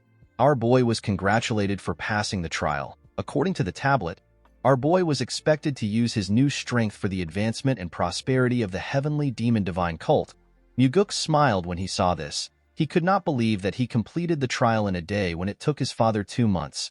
Our boy knew that this information will cause an uproar in the cult. He knew that people would doubt his achievements more than they will praise him because of how fast he was. While looking around, Muguk decided to stay in the cave and continue training. He decided to fully comprehend all the insights he had in his past life. He assured himself that he will make the insights fully assimilate with his current body. In the next scene, we see our boy at the Heavenly Demon Pavilion. Muguk told his father that he took 100 days to clear the trial. He told his father that although he did his best, he could not break his record. The Heavenly Demon asked our boy if he cut the metal ball the right way. Muguk revealed to his father that his hint was a big help. He told the Heavenly Demon that he did not rest at the trap formation of the final trial. The Heavenly Demon smiled when he heard this. Muguk was surprised to see this. He wondered if his eyes were playing tricks on him. He was certain that he saw his father smile for a moment. The Heavenly Demon commended his son for not being a fool. Muguk told his father that he cannot be a fool because he is the son of the Heavenly Demon. While looking at his father, our boy remembered how he always thought that his father was a wicked person. Before his regression, Muguk assumed that his father enjoyed pitting his children against each other in a fight of life and death in order to become the successor. After spending some time with his father, our boy understood the Heavenly Demon's behavior.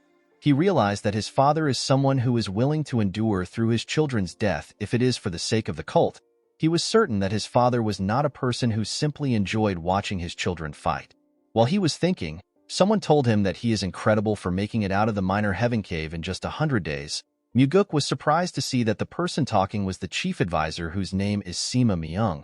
He is the second in command in the cult, and he is the person whom the Heavenly Demon trusts the most.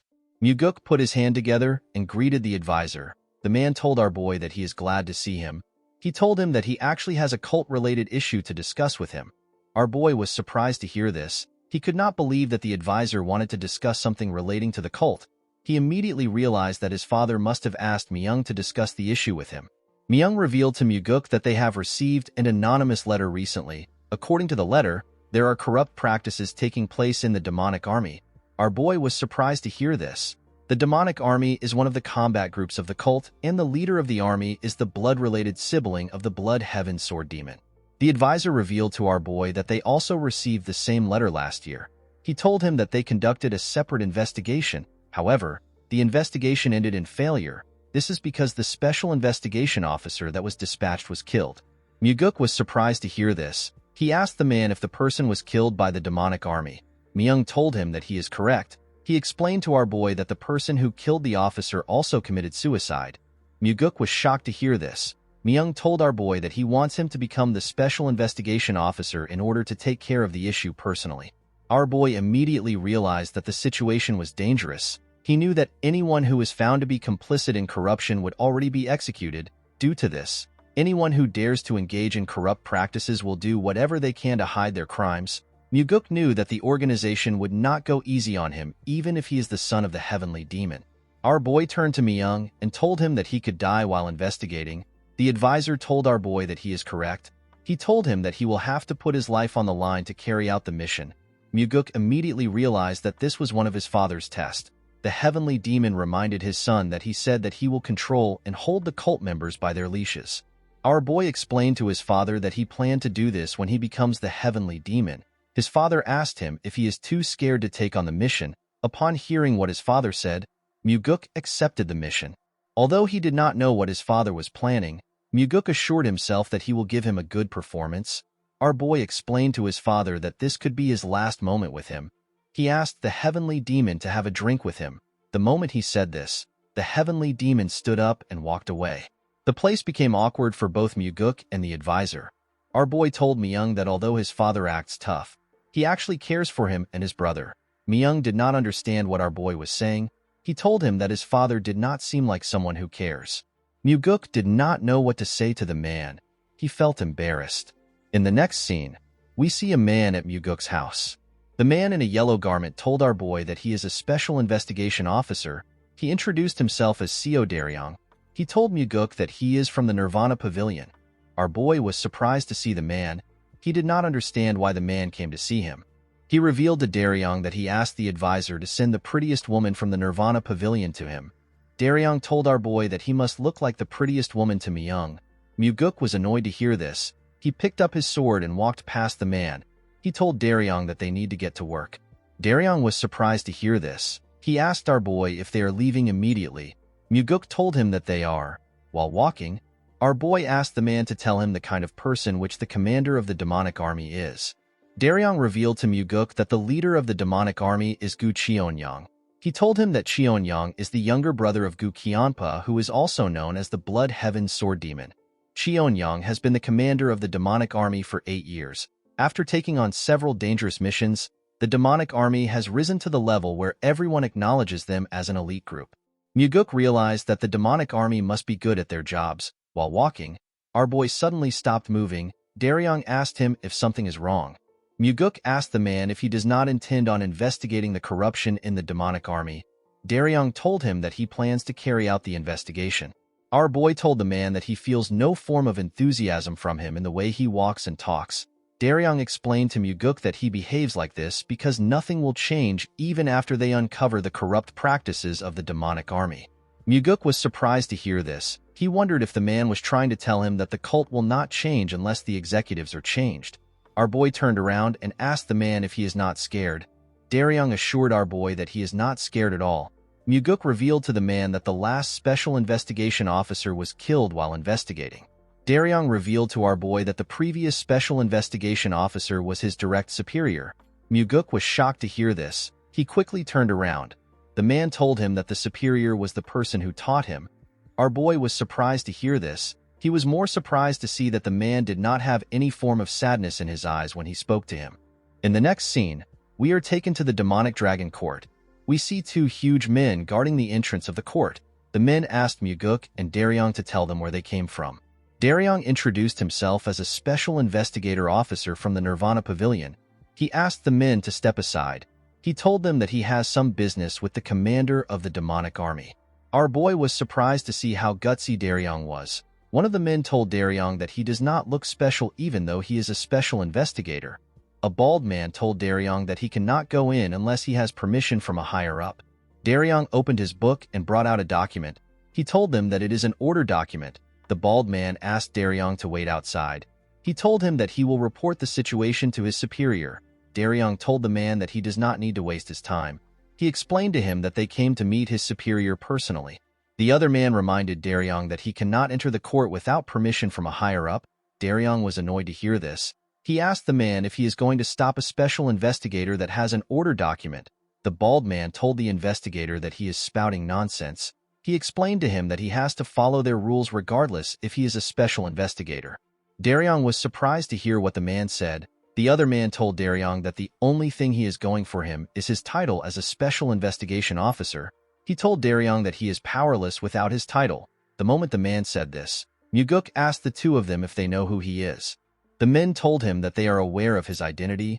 Muguk could not believe that the two men would act rudely to him despite knowing his identity. He walked up to them and attacked their balls at a frightening speed. The men held their balls and fell to the ground. Daryong was surprised to see what happened. Our boy asked him to stop standing. He told Daryong to show him the way. The man was startled when he heard our boy's voice. He quickly moved forward. Inside the building, Muguk and Daryong were stopped by the members of the demonic army. Daryong was annoyed to see this. He took out the document and asked the men if they are blind. He told them that they are standing in the way of an official investigation. He asked them to step aside if they do not want to rot in prison. None of the men were shaken by Daryong's threat. While the men were standing, a man asked his subordinate to tell him where the idiots who are causing a ruckus came from. Daryong introduced himself to the man and asked him to identify himself. The huge bald man introduced himself as Go Dang. He told Daryong that he is the demonic army's first corps captain. He called Daryong a douche and asked him if the introduction is good enough for him. Daryong used frequency transmission to tell our boy that Dang is the second in command in the demonic army. He revealed to Muguk that Dang is notorious for committing atrocious deeds even among the demonic army. Dang walked up to Daryong and asked him to say something. Daryong was annoyed to hear this. He told the huge man that he is a special investigator from the Nirvana Pavilion that is on official orders. He asked Dang to watch how he speaks to him. Dang asked Daryong to tell him what he will do if he speaks rudely to him. The man explained to Dang that he and his teammates will be arrested on the charges of disrupting the investigation of the Nirvana Pavilion and insulting an investigator. Dang and his teammates began to laugh when they heard Daryong say he will arrest them. With a serious look on his face, the man told the investigator that he will like to see him try to arrest them. The moment he said this, Muguk greeted him and told him that it has been a long time. He asked the man if they last met at the last banquet. Dang did not understand what our boy was talking about. Before the man could say anything, Muguk grabbed his hand and pressed it hard. The captain was shocked to see this. With a serious tone in his voice, our boy told the captain that they came to see the commander. He asked him to stop hazing them and let them through. While using frequency transmission, Muguk assured the man that he will lose his hand forever if he tries to act up. While also using frequency transmission, Dang told our boy that certain people believe that swords don't work on them because they are of noble birth. Muguk asked the man if he believes that he will be able to wield his sword with his hand. Dang told our boy that they can test it. He told him that he wants to see if his hand will fail or our boy's intestine will fall out. Unfortunately for the captain, he had to allow Muguk and Daryong pass through. As he walked past the men, Muguk told Dang that he will buy him a drink next time. The captain was annoyed to hear this. As they climbed the stairs, Daryong asked our boy if he knew the captain before. Our boy told him that it is his first time seeing the man. Daryong asked Muguk to tell him why Dang would step aside for him. Our boy revealed to the investigator that he deliberately broke Dang's hand when he shook him. He told him that the captain will have to eat with only one hand for a while. Daryong was shocked to hear this. Our boy asked the man to stop overreacting. He asked him to lead the way. The man quickly walked forward. He told Muguk that the office of the commander is on the 7th floor. When they arrived on the 7th floor, they met 3 men guarding the entrance.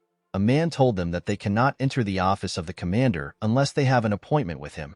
Our boy and Daryong were surprised to hear this. Muguk asked the men if they are not already tired of their nonsense. He moved close to them and asked them to step aside. The man who appears to be the leader told him that they cannot move. Our boy took out the order document and showed it to the man. He told him that they are stopping the heavenly demon by stopping them. The man and his subordinates became nervous when they heard this. Muguk told the man that he is allowed to look down on them, but he is not allowed to look down on the document. He asked them if they are okay with looking down on the cult leader. The men did not know what to say. They could only tremble in fear. While they were shaking, their commander asked them to let our boy in. In the next scene, we see an old man sitting on a chair. The man welcomed Muguk. With a smile on his face, Cheon-young asked our boy to not be angry that his men were behaving rudely. He told him that his men are quite ignorant. Muguk was surprised to see the leader of the demonic army. He could sense an unfathomable level of strength from the man. The energy the man was releasing made Daryong tremble in front of him. Muguk asked Cheon-young to tell his men to read a book if they have the time to pick a fight with him. The man told our boy that the ignorant are brave. Muguk explained to the man that this is an old adage. He told him that in recent times, those with knowledge are braver. This is because they are not only good at coming up with strategies, but they also become aware of what needs to be done. Cheon-young smiled when he heard this. He told our boy that he has fallen behind the times after growing old. Muguk was surprised to see that the old man was staying calm even after he provoked him. Cheon-young asked our boy to tell him why he has been tasked with the investigation this time. Muguk told the man that he was given the job because his father is trying to punish him. Cheon-young was surprised to hear this. Our boy revealed to him that he made a slight mistake while they were hunting. Cheon-young laughed when he heard this. Muguk knew that Cheon-young and his subordinates must have racked their brains in order to think about why he was sent as a special investigation officer. Cheon-young asked our boy to tell him why the Nirvana Pavilion started another investigation. He asked him if someone sent another anonymous letter like last time. Daryong told the man that they cannot reveal this information to him. Immediately he said this. Muguk told the commander that he is correct. Daryong was shocked to hear our boy share the information with the man. Cheon-young told our boy that he already knew that something like this would happen. He explained to Muguk that he receives all types of slander because he is the leader of the demonic army, which comprises of ignorant and rough people. He told our boy that it is quite tiring. Muguk assured the old man that they will finish their investigation as quickly as possible.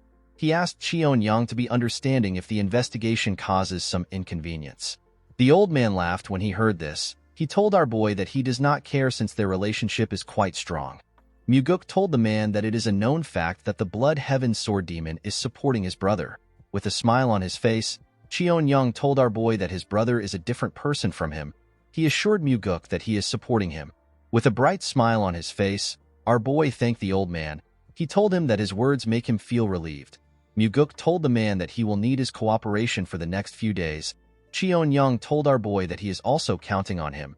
He assured Muguk that he will prepare a place for him to stay after he leaves his office. The moment he said this, our boy and Daryong turned around and decided to leave. Before he could step out of the office, Cheon-young told him that he is worried about him. With a cold gaze in his eyes, Muguk asked the commander if he is referring to the incident where the previous special investigation officer was killed. With a smile on his face, Cheon-young told our boy that he is not talking about the incident. He told him that the heavenly demon would never send his son to the demonic dragon court to die. He explained to Muguk that he is simply concerned. Our boy thanked the commander for his concern and walked forward. As he watched him walk out of his office, Cheon-young stared at Muguk with a cold gaze in his eyes. Daryong noticed something weird about our boy. He saw that Muguk was smiling. Our boy understood why his father sent him here. He realized that either he or Cheon-young must die. The scene shifts and we see Myung standing next to the heavenly demon as he checked his sword. The advisor told the heavenly demon that the issue is not a small one. He told him that he should have been the one to handle the case instead of Muguk. The heavenly demon revealed to his advisor that Muguk told him that the cult has lost the path of a demon. Myung was surprised to hear this. It did not make sense to him that the heavenly demon would send Muguk on such a dangerous mission simply for this reason. He asked his master to tell him why he gave the mission to our boy. While looking at his sword, the heavenly demon told his advisor that his son should be able to prove his words with his actions. Myung was shocked to hear this. The man seemed to have understood his master's intentions. The scene shifts and we see a dead bird hanging in the hallway of the demonic dragon court. The members of the demonic army were shocked to see the bird. They did not understand why the investigators would hang a dead crow in their hallway. Some of them called Muguk and Daryong obnoxious douchebags. While they were shouting, Muguk noticed that the ones who stopped them at the entrance were the ones complaining the most. While the men were shouting, a huge man with a scar on his face told our boy that the dead crow is too much. Muguk asked the man for his identity. The huge man introduced himself as the third corp captain of the demonic army. With a look of anger on his face, the man told our boy that his name is Jang Ho. While using frequency transmission, Daryong revealed to Muguk that Jang Ho is known to have the strongest martial arts prowess among the corp captains. He is also known to have a bad temper. Our boy asked the captain if he has any complaints. Jang Ho was annoyed to hear this. He pointed at the crow and asked Muguk to tell him why he would put something that is so auspicious where people pass through. With a smile on his face, Muguk revealed to the man that someone threw the crow on his bed while he was sleeping. He told Jang Ho that he hung the crow because he thought it was a cultural thing. The captain told our boy that he could have simply punished the person who put the crow in his bed instead of doing something so weird. Muguk glared at the man when he heard this. With a smile on his face, our boy told the captain that he will start with him. Jang Ho did not understand what our boy was talking about. He asked Muguk to tell him what he means. Our boy told Jang Ho that he will start the investigation with him. The man was surprised to hear this. He asked our boy to tell him why he chose him. Muguk ordered Daryong to submit all Jang Ho's records. He told him to get anything relating to his finances and all his movements. The man was annoyed to hear this. He walked up to Muguk and told him that he does not have the power to do something like that. Our boy glared at the man and told him that he has the power to do it. The moment he said this, Jang Ho used his leg to smash the ground out of anger. Muguk told the captain that he is free to get riled up if he wants. He asked him to not forget that he could be charged with treason if he stands in the way of their investigation. The moment he said this, the members of Jang Ho's team quickly rushed to stop him. They begged him to stop. While the men were begging him, Muguk told him that the investigation will start with him. With a look of anger on his face, Jang Ho told our boy that he will see things to the end. The scene shifts and we see the investigators and Jang Ho inside a room. After staring at the captain for a while, Muguk asked the man to tell him how long he will keep testing him. Jang Ho asked our boy to tell him what he means. Muguk exposed the man as the person who sent the anonymous letter. Daryong was shocked to hear this. He could not believe that the letter was sent by the captain. He did not understand how our boy came to this conclusion. Jang Ho asked Muguk to tell him what he is talking about. The moment he said this, our boy glared at him. Upon seeing that Muguk was certain, the man asked our boy to tell him how he found out. Our boy told the captain that he got involved in yesterday's incident even though he did not have to. He revealed to the man that he did this in order to avoid being suspected by his commander. Jang Ho told our boy that he is right. Muguk explained to the man that he has most of his squad members under his control. Our boy was able to notice this because none of Jang Ho's squad members laughed or cursed him after he hung the dead crow. Jang Ho was shocked to see that Muguk saw this. Our boy revealed to the man that his subordinates were actually worried about him and stopped him from doing anything stupid. Muguk could tell that someone who ran a group in such a different way would probably find it hard for him to overlook any corruption in the organization he is in. Jang Ho was speechless when he heard Muguk's deduction. Although our boy noticed all these things, there was another reason why he made his guess. The moment Daryong introduced Jang Ho to him using frequency transmission, Muguk remembered something from his past life. He remembered the incident where the strongest corps captain of the demonic army died. Our boy was able to deduce that Jang Ho got killed by someone because he sent the anonymous letter to resolve the issues of the demonic army. Jang Ho revealed to Muguk that he did not know if the letter would work, so he could not write the exact details involved. The captain never expected that the second young master would be sent to perform an investigation. Our boy asked the man to tell him what he thinks now that he is here. The captain apologized to Muguk and told him that he thought that they were done for.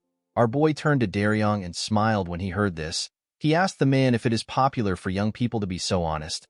Daryong did not understand what Muguk was talking about. He told him that he and Jang Ho are actually older than him.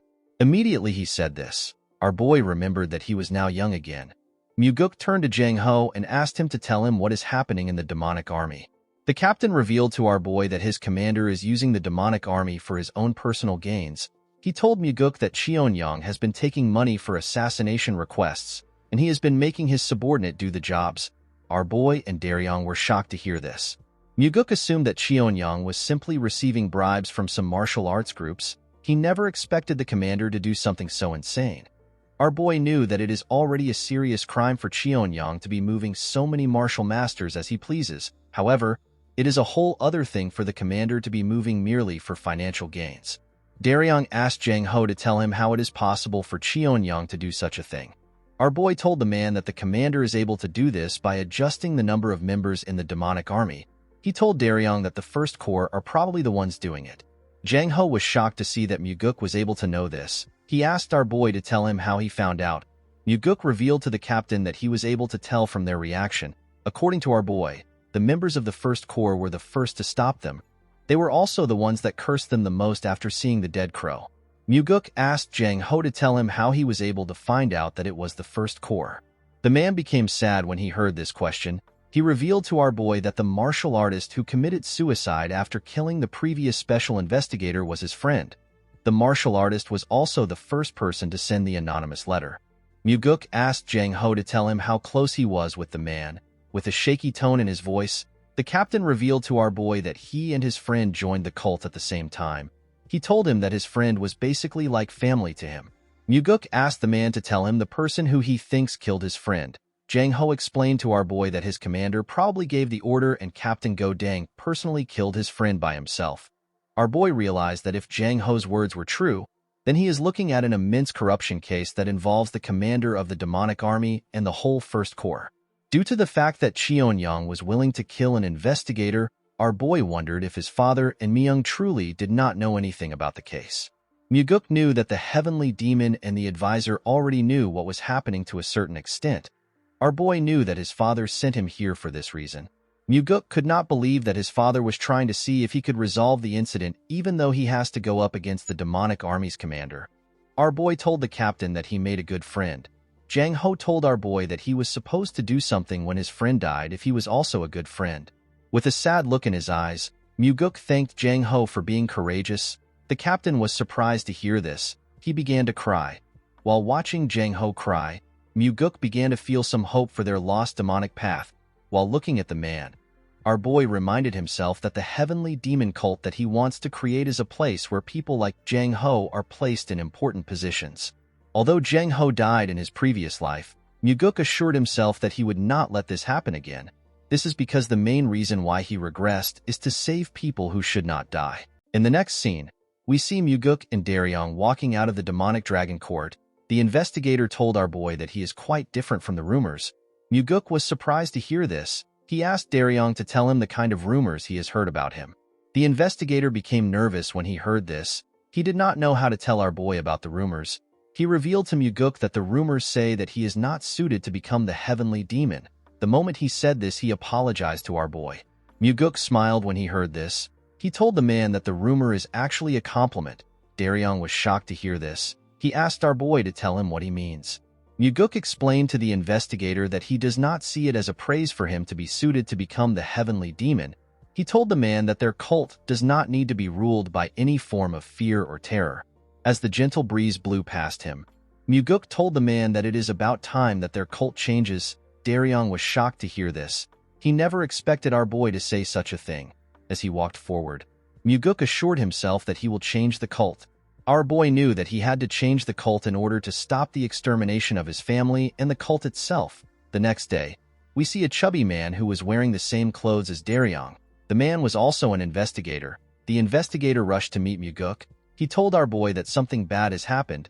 He asked Muguk to follow him immediately. The man took Muguk to the hallway of the demonic dragon court. When he arrived in the hallway, our boy was shocked to see what happened. Muguk saw members of the Nirvana Pavilion bleeding on the floor. Daryong and another man were bleeding from their heads. The other man appeared to be unconscious. Two men from the Nirvana Pavilion held their swords tightly. They were ready to defend themselves. In front of the investigators were the members of the demonic army. The men held their swords tightly. Our boy ordered the men to stop moving. He walked up to Daryong and asked him if he is badly hurt. Daryong assured our boy that he is fine. He told him that his colleague has been severely hurt. When Muguk touched the man, he noticed that his ribs have been broken. Our boy ordered the other men to take the unconscious man to the infirmary. One of the men holding a sword quickly put the unconscious man on his back and carried him away. Immediately the men left. Muguk turned to the members of the demonic army.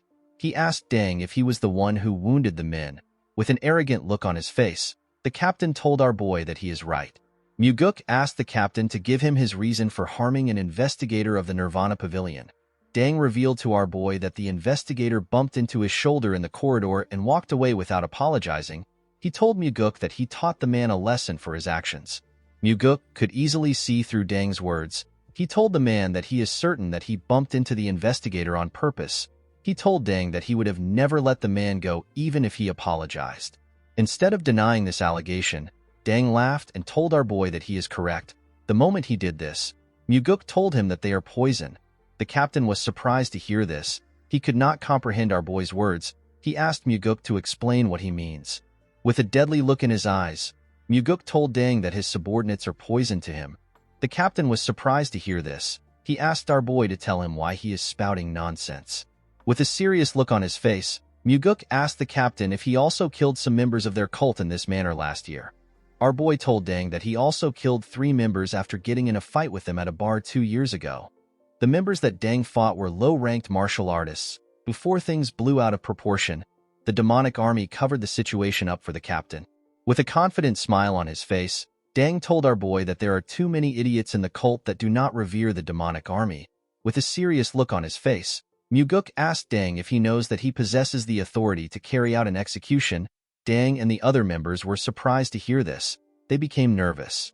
The captain laughed and told Muguk that he does not care if he has such an authority. He asked our boy if he is even capable of performing an execution. Our boy was not surprised to hear Dang's reply.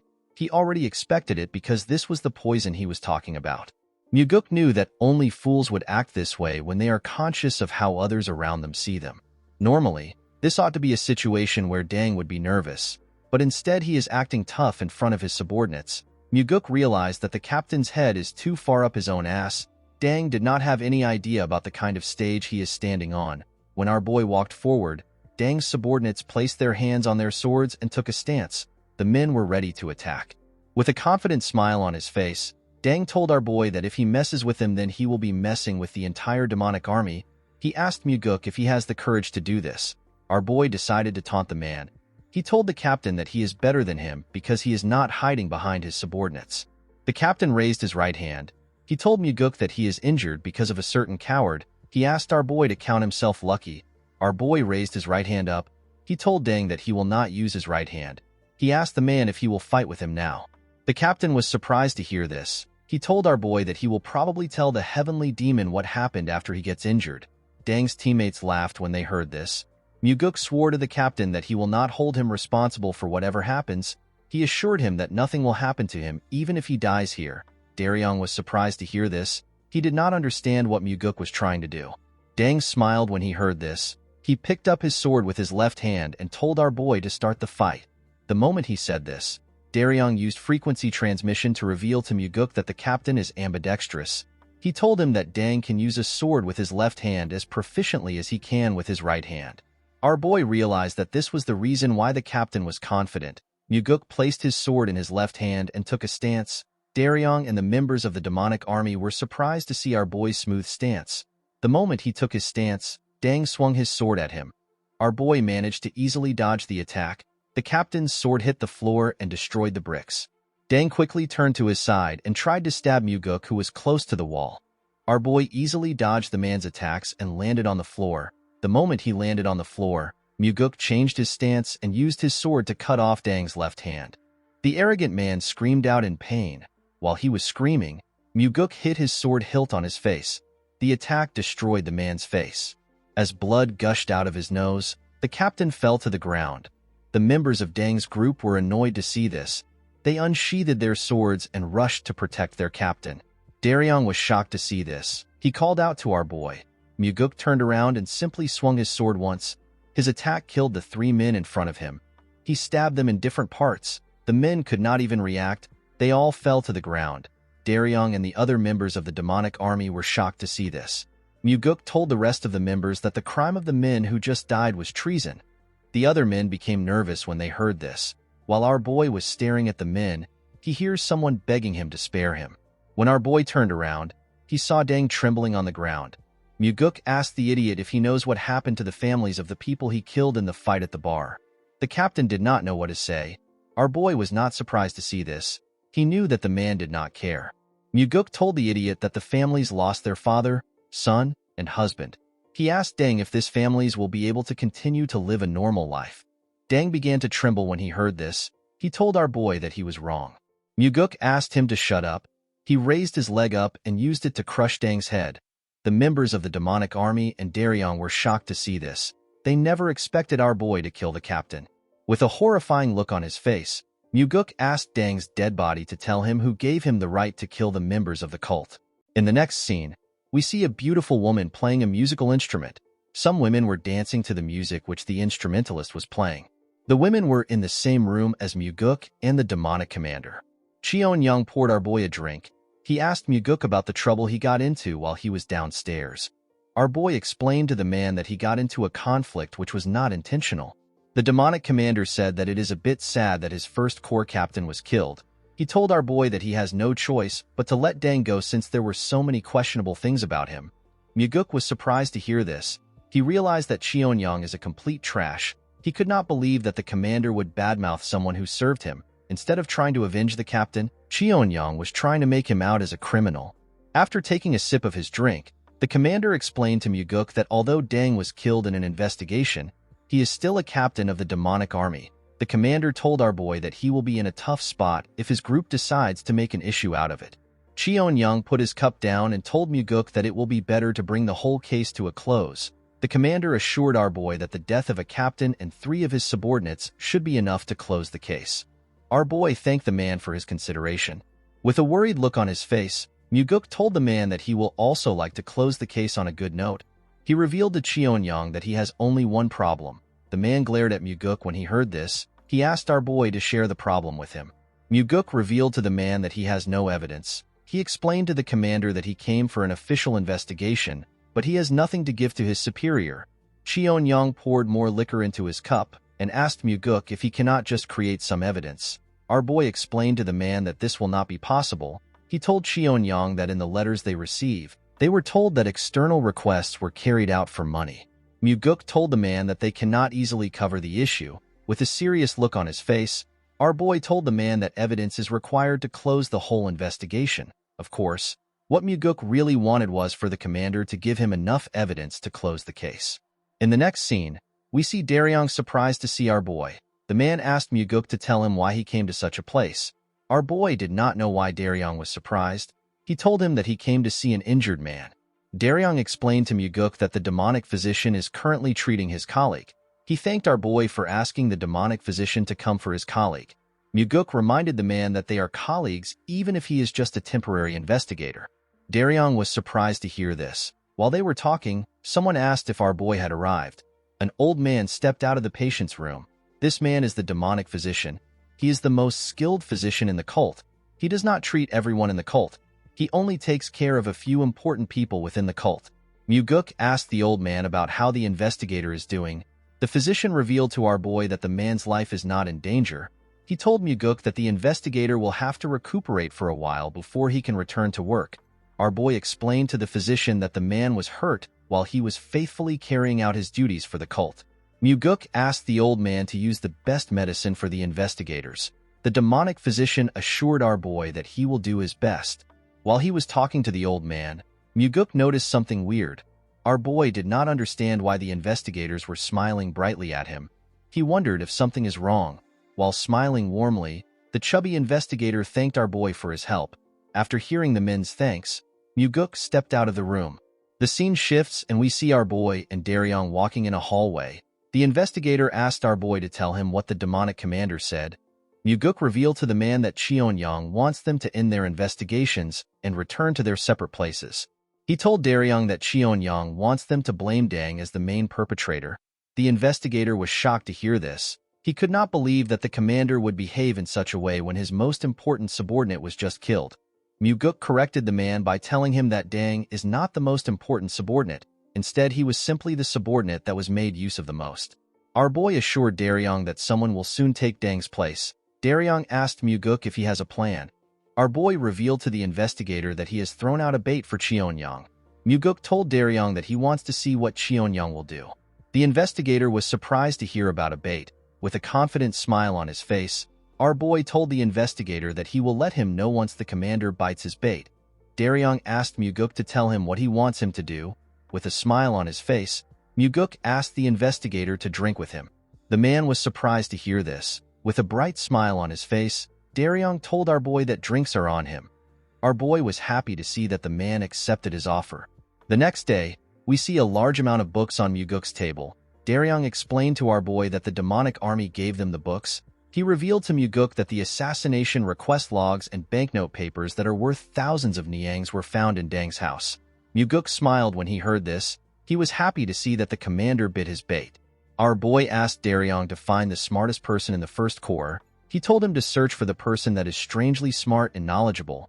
Muguk told the investigator that the person is the one who made everything they are seeing. Our boy stood up from his chair. He explained to Daryong that he is going to meet the demonic commander in order to buy him some time to search for the smart man. The scene shifts and we see Muguk at the commander's office. Our boy revealed to the man that they have received the evidence found in the first captain's house. Cheon-young laughed when he heard this. He told Muguk that all that is left to do is for them to celebrate with drinks. The commander assured our boy that he has already booked the place they drank in last time. Before the man could continue, Muguk told him that they have a problem. Cheon-young frowned his face when he heard this. He asked our boy to tell him which problem they have left. Our boy explained to the man that the demonic army was the one who found the evidence. He told Cheon-young that they are supposed to find the evidence by themselves. The commander asked Muguk if the origin of the evidence is truly important. Our boy told the man that the chief advisor is not a fool. Muguk explained to Cheon-young that Myung will be suspicious of the investigation and its result if he finds out that the evidence was provided by the demonic army. The commander realized that our boy was right. He asked Muguk to tell him what they can do. Our boy explained to the man that they will have to act like they are investigating for a little while. He told Cheon-young that they will do a large-scale investigation for just one day. Muguk asked the commander to cooperate with him. Cheon-young became suspicious when he heard this. He stared at our boy with an odd expression on his face. Upon seeing the look on the commander's face, Muguk told him that he actually doesn't want to carry out the investigation. He assured Cheon-young that the investigation is simply a formality. He told the man that he simply needs to get some common official documents. The commander decided to not question our boy. He told him that he will ask his subordinates to cooperate with him. Muguk smiled when he heard this. Our boy never needed any top-secret documents from the demonic army. Muguk was searching for the first few documents used to hire the members of the demonic army. He was also searching for the wills that were left behind by those who went on dangerous missions. Muguk was searching for these things in order to see the handwriting and figure out who wrote the records of the request logs. The scene shifts and we see a member of the First Corps tied to a chair. The man looked weak compared to the other members of the unit. His name is Yong-gu. With a shaky tone in his voice, Yong-gu asked Muguk to tell him why he captured him. Our boy explained to the man that he was captured because he was the one who forged the assassination logs that were sent to them. With a nervous look on his face, Yong-gu told Muguk that he does not know what he is talking about. Our boy explained to the man that he never expected him to know anything because he was just following orders. He asked Yong-gu to be honest and tell him who gave him the orders. With a nervous look on his face, the man told our boy that he has never done something like that and he has never received any orders. Muguk explained to the man that he understands that he is scared that the demonic commander might kill him. To Yong-gu's surprise, our boy told him that he can leave. Our boy told the man that he cannot keep him waiting since he does not intend to answer his question. Muguk explained to Yong-gu that he does not like torturing someone who was simply following orders. Yong-gu was surprised to hear this. Our boy revealed to the man that he and the investigators will leave the demonic dragon court safely. He told him that Cheon-young will eventually kill him. Yong-gu was shocked to hear this. He asked our boy to tell him what he is talking about. Our boy explained to the man that the commander has probably heard that he was captured.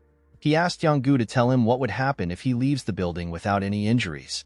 With a cold gaze in his eyes, Muguk told the man that the commander will probably think that he has told them everything. Our boy told the man that he must know how the commander will respond to the situation. Yong-gu became terrified when he heard this. In the next scene, we see Daryong talking to our boy. The investigator told Muguk that Jang Ho already informed them that Cheon-young was the one who ordered the killing of the Nirvana Pavilion investigator and one of his peers. According to the investigator, the person who carried out the order was Go Dang, who is already dead. The demonic commander also committed numerous atrocious deeds. Daryong told our boy that the commander has killed a lot of people. However, Cheon-young will never let himself simply get arrested. Muguk revealed to the investigator that he does not plan to arrest the commander. Daryong was surprised to hear this. With a cold gaze in his eyes, our boy told the investigator that he will kill Cheonyang. Daryong was shocked to hear this. Our boy explained to the man that the Blood Heaven Sword Demon will make a move if the demonic commander is arrested. There is no way he will watch his own brother get executed. The situation will become far too complicated if the old man gets involved. Muguk explained to the investigator that there will be plenty of forged evidence to show that no one ordered Dang to commit any of the crimes. All the crimes will be pinned on Dang, and there will be a lot of slandering and scheming in regards to our boy. Most importantly, if the commander is allowed to leave, there will be people who will be killed to keep the silence about the crime. Muguk told the investigator that Jang Ho, who wrote the letter, will eventually be killed. All the members of the Third Corps will also be killed for trying to protect their leader. Our boy assured Daryong that he is also on the list. The man was terrified to hear this. With a serious look on his face, Muguk explained to Daryong that the situation will be different if the demonic commander dies in the process of being arrested. The only thing that would be left to do is to prove his crimes. Daryong became nervous when he heard this. He asked our boy if he will be okay. He told him that the Blood Heaven Sword Demon will definitely seek revenge. Muguk stood up and told the man that not everyone will seek revenge when their family dies, especially someone like the Blood Heaven Sword Demon. The old man is not the kind of person who would waste his life on revenge. Daryong saw our boy walking towards the door. He asked him to tell him where he is going. With a smile on his face, Muguk told the man that he is going to kill the commander of the demonic army. Daryong was shocked to hear this. He asked our boy if he is going right now. In the next scene, we see Muguk drinking with the commander in a room. Our boy told the man that they were able to complete the investigation with his help. Cheonyang told our boy that he is happy that the investigation is over. He told Muguk that he is sad that he has to part ways with him now that the investigation is over. Muguk assured the commander that he will definitely repay his goodwill in the future when he becomes the successor. Cheonyang told our boy that he is the one who is indebted to him. He told Muguk that he will not forget the goodwill he showed him by finishing the investigation without any issues. Our boy smiled when he heard this. He was certain that Cheonyang will never forget about this incident. He knew that such a greedy man will never forget about the huge losses he got in the incident. Muguk raised a bottle and told the man that they should drink to the end of the investigation. Cheonyang smiled and raised his cup. While pouring some liquor for the man, Muguk asked the man to tell him why he did it. The commander asked our boy to tell him what he means. With a cold gaze in his eyes, Muguk reminded the commander that he should already have more than enough money to use until he dies of old age. Our boy asked the man to tell him why he is so greedy to the point that he would use the demonic army to take in requests for money. Cheonyang was shocked to hear this. He placed his cup down and told our boy that he does not know anything about that. He told Muguk that he will have to ask the dead First Corps captain his question. Our boy smiled when he heard this. He told the commander that a puppet cannot know anything. With a serious look on his face, Cheonyang asked our boy to tell him what he is talking about. With a smile on his face, Muguk told the man that he is curious about what he thinks. Our boy explained to the man that he does not expect much from him since there is nothing but pitch darkness within him. He told Cheonyang that his body must be filled with greed that will never cease to want more. Cheonyang crushed his cup when he heard this. With a terrifying smile on his face, the commander asked Muguk if he has lost his mind. Our boy took a sip of his liquor and told the commander that he is the one who is crazy for taking on so many assassination requests. The moment he said this, Cheonyang released his energy. He told Muguk that he has had enough of his nonsense. He used his energy to crush the table and the things around him. Our boy was not even surprised. He simply drank his drink and stared at the man. While Cheonyang was glaring at our boy, he noticed something weird. When the man looked down, he saw a sword sticking out of his chest. Muguk had used the fifth technique of the soaring sword art. The technique is known as the Heavenly Strike. After finishing his drink, our boy threw his cup down and broke it. He stood up and told Cheonyang that he is under arrest for the charge of misusing the demonic army for his own personal reasons and over 20 murders, or the instigation of those murders. The commander smiled when he heard this. He told Muguk that he never planned to arrest him. Muguk smiled when he heard this. He told the man that he is still going to get executed anyways. He asked Cheonyang to leave the world for the sake of those who will live on. The moment he said this, our boy grabbed his sword and pulled it out of the commander. The man spat out some blood and lost his strength. In the next scene, we see the investigators and members of the Third Corps in the room. Everyone was shocked to see what was in front of them. They were horrified to see the commander's dead body on a chair. Muguk told the people in front of him that the commander of the demonic army died in the process of resisting arrest for the grievous crimes he committed. The men did not know how to react to this statement.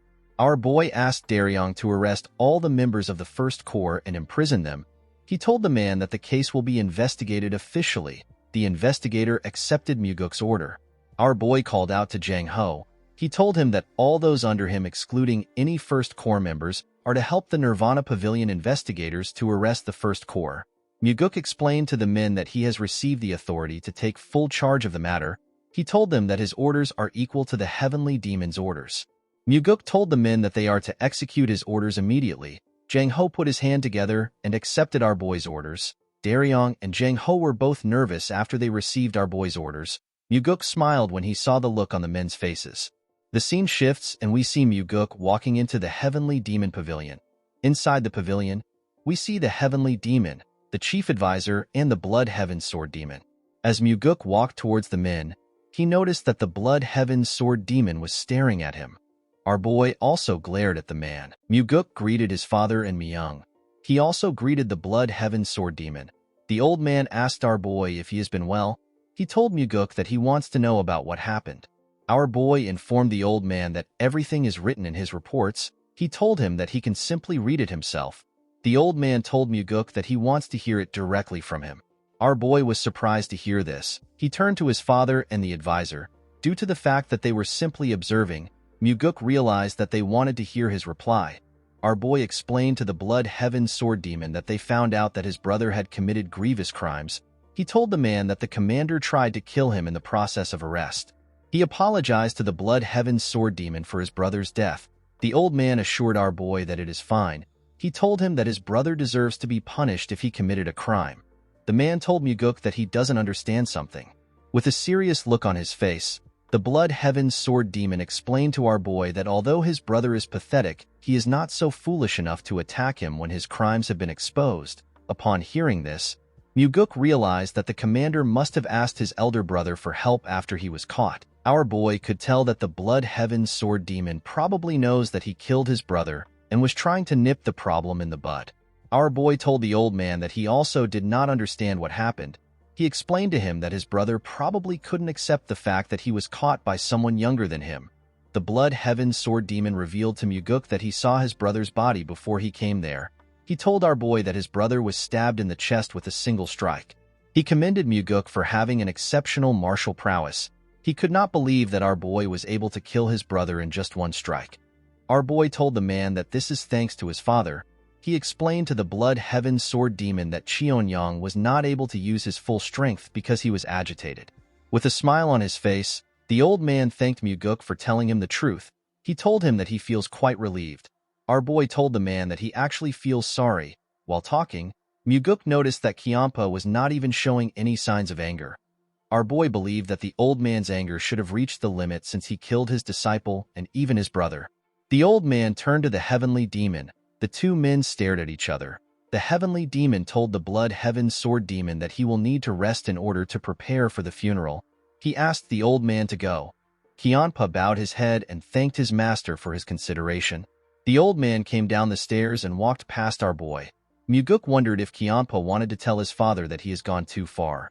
He believed that the old man wanted to ask the Heavenly Demon if they had to deal with the issue in this manner. After Kyampa left, Myung commended our boy for completing his mission. He told him that the evidence he gathered is robust and it is good enough to close the case without any issues. The advisor asked Muguk if he is hurt anywhere. With a smile on his face, our boy thanked his father and the advisor for their worry. Myung called out to Muguk. He seemed like he wanted to tell him something. Our boy asked the man if something is wrong. The advisor asked our boy to forget about it. Immediately he said this. Someone walks up to Muguk.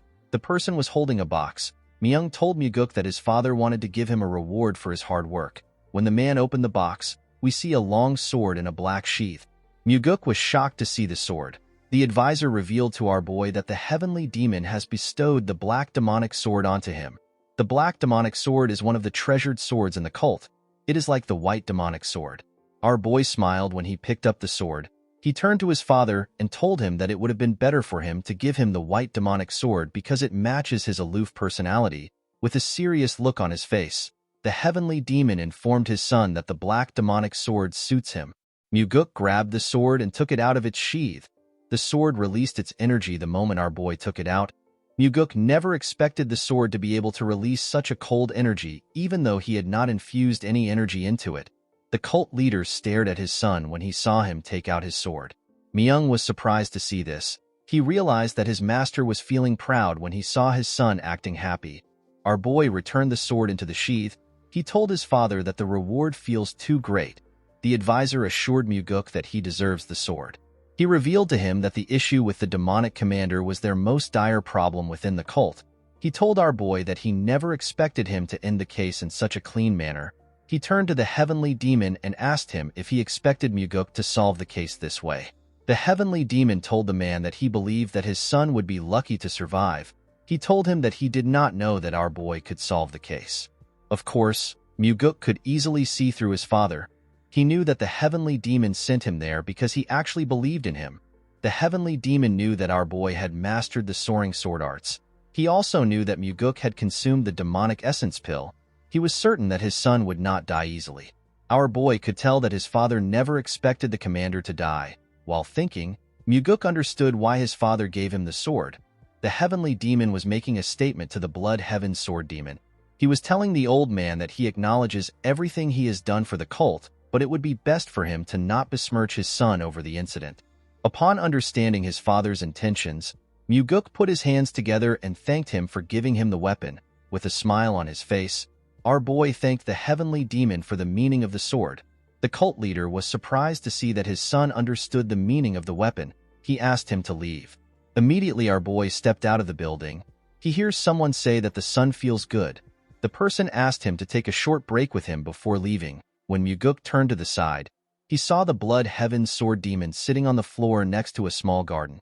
Our boy was not surprised to see the old man. He already knew that Kiampa would not have left easily as Muguk walked towards him. Kiampa saw the black demonic sword on his waist. Our boy sat next to the man and told him that the summer feels hotter than usual. Immediately our boy sat down. Kiampa released his energy. With a horrifying look on his face, the blood heaven sword demon called Muguk a damn whelp. He asked him to tell him what gave him the guts to ambush and kill his brother. Our boy was shocked to see what was happening. Kiampa promised to rip him apart limb by limb and offer him to his brother's grave. The flowers around them began to wither when the old man's energy touched them. It was hard for Muguk to withstand the man's energy. After lashing out, the blood heaven sword demon began to smile.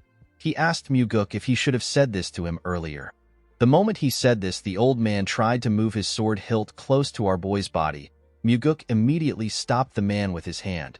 Our boy also released his energy. With a horrifying look on his face, he called the blood heaven sword demon a useless old man who only aged with no maturity. He asked Kiampa to tell him what gave him the right to destroy the order within the cult for his own personal desires.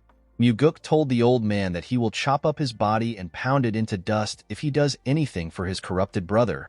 The blood heaven sword demon was shocked to feel our boy's energy. He never expected him to also behave the same way as him.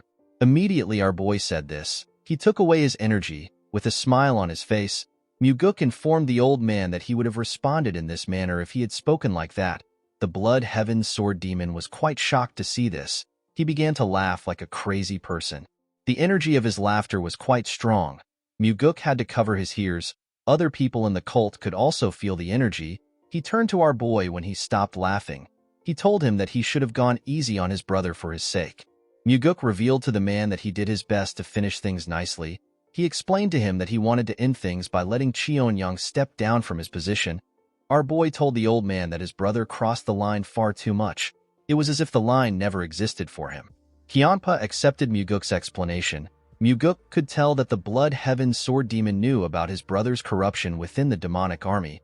He asked the old man to tell him why he did not do anything about it. The man explained to our boy that Cheon-young would not listen to him. He told Muguk that he is also not clean.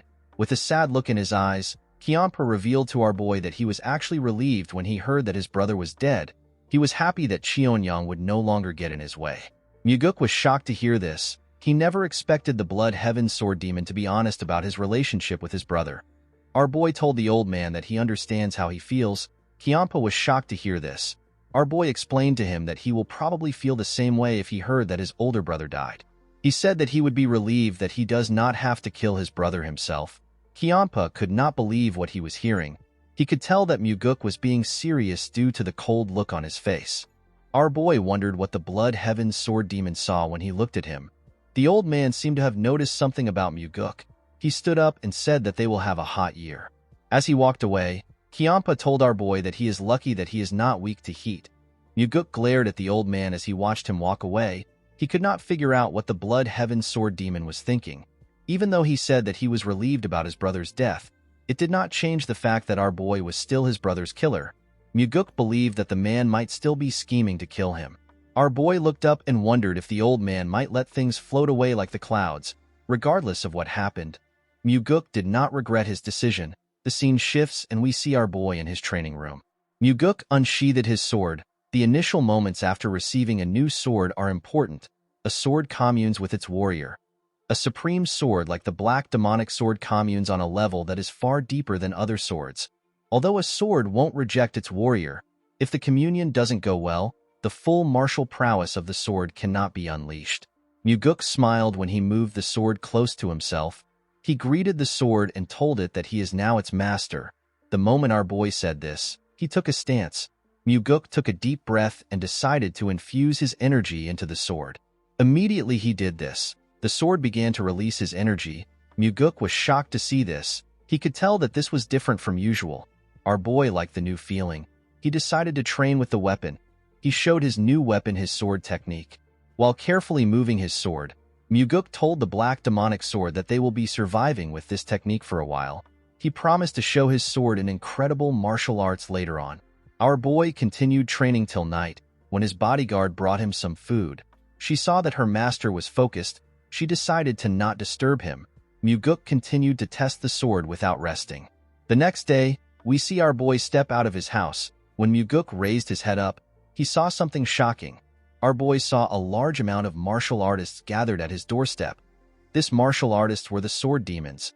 Muguk did not know if the Blood Heaven Sword Demon asked his men to come or if they came on their own. As the men began to release their energy, our boy could tell that they were hostile towards him. They were all unleashing their demonic energy in his direction. Our boy knew that he could get internal injuries if he takes on this level of demonic energy. The sword demons pushed their energy at our boy. Muguk grit his teeth and stood his ground.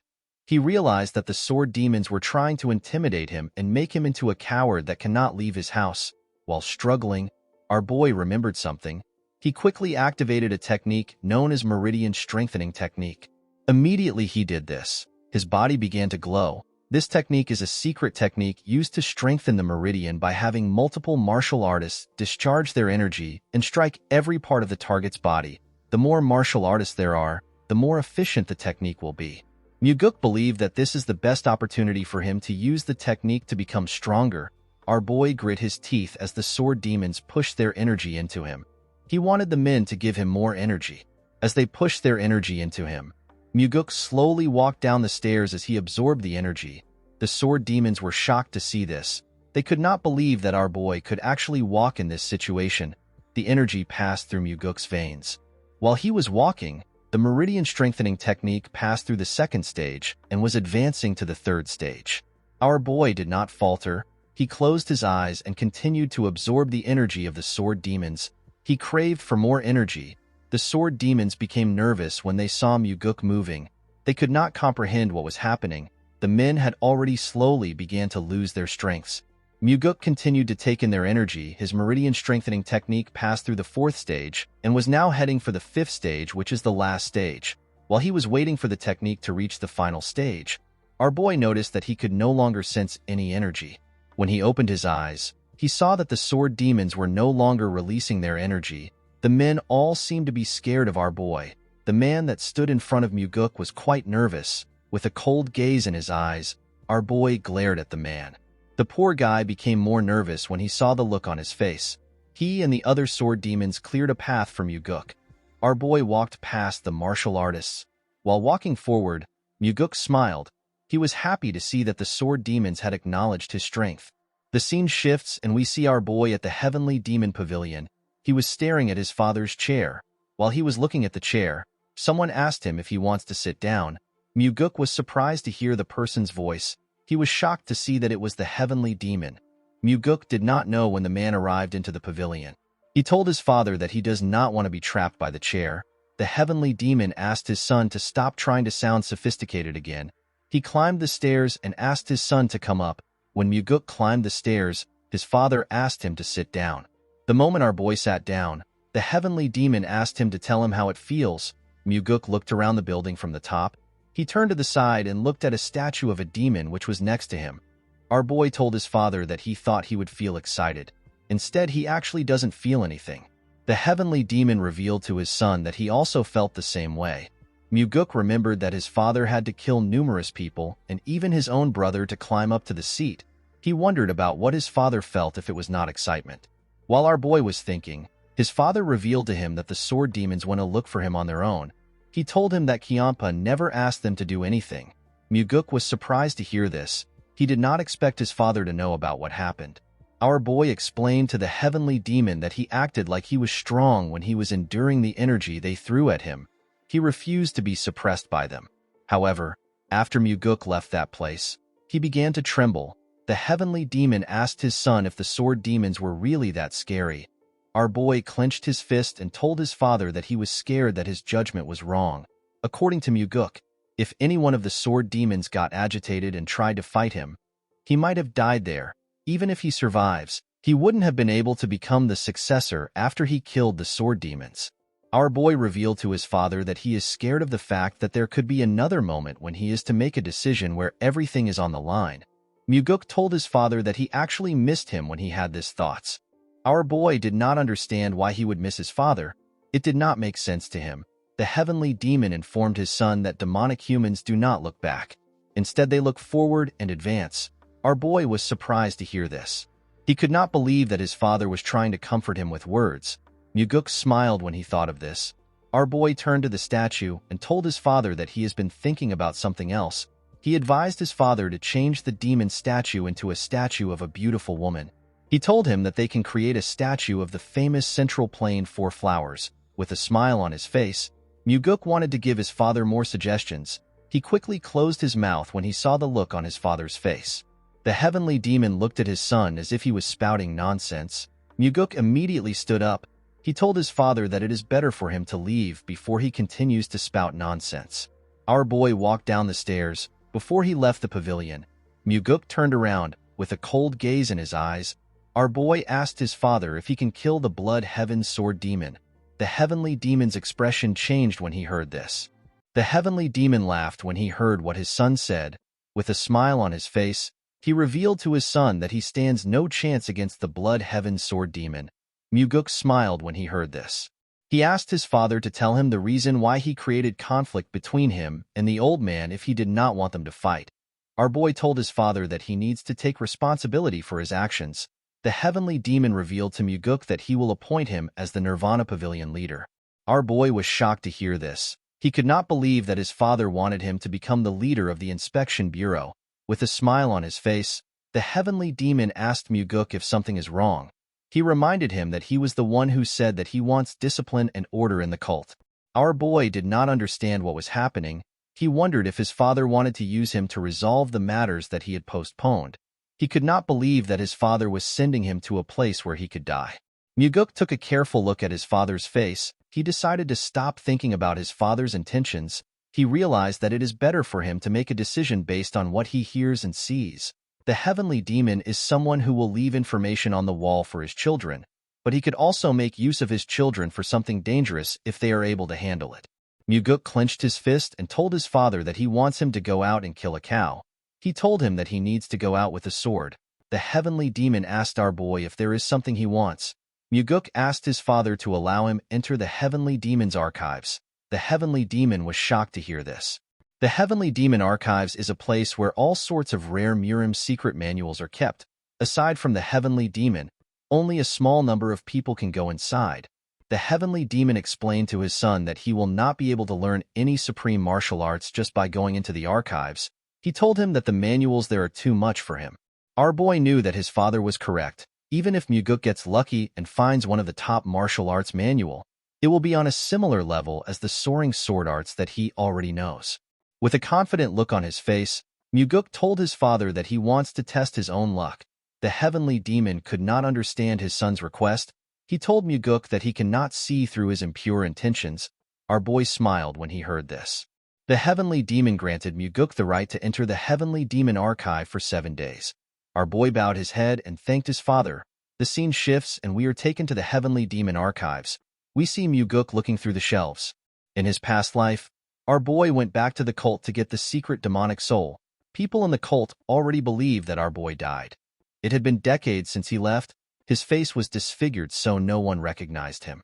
It took Muguk a long time to go from being a normal warrior to a rank where he could meet the new heavenly demon privately. During his meeting with the cult leader, our boy heard about a certain martial arts. The name of the martial arts is the 4 strides of the wind god. This martial arts is the greatest mobility art that consists of just 4 moves. It was said to be a supporting technique for the heavenly demon's martial arts at one point in time. Unfortunately, knowledge of it went missing and it was no longer passed down. In Muguk's past life, the person who obtained the manual is Ju Baekdo. This person was the cult leader. While pouring himself a drink, Baekdo revealed to Muguk that he was able to become the heavenly demon because he found the lost 4 strides of the wind god. He told our boy that he found it in the heavenly demon archives. Muguk was surprised to hear this. He asked the cult leader to tell him why people thought the manual was lost when it was in the archives. The man told our boy that the manual was not kept on the shelves. While looking around the archives, Muguk looked down. He went down to look at a book. He remembered asking Baekdo to tell him where he found the manual. The man told him that the precious book was used to prop up the 19th shelf. While on his knees, Muguk took out the manual from the leg of the shelf. The book has a huge hole on its surface. Our boy opened the book to see it. He smiled when he realized that 4 steps were enough to walk all over the world. The 4 strides of the wind god has 4 main techniques. The first is the shadow step. The second is the flicker step. The third is the death step, and the last is the swift step. The shadow step is used when trying to infiltrate a place. At the start, it would only be used to avoid being detected by one person. However, as a person becomes more skilled with it, they can increase the number they want to avoid. It is said that once a person masters the shadow step, the person will be able to disappear even if tens of people are looking straight at him. The flicker step is used for defense. It is a technique that will definitely help you find a way to escape, even when an unavoidable attack is coming towards you. The death step allows a person to charge into the enemies. The person can then pierce through or neutralize any defense. The swift step is said to be a technique that is so fast that the word fast is an understatement. Muguk sat in a lotus position and began to practice this techniques. 7 days later, we are taken to the heavenly demon pavilion.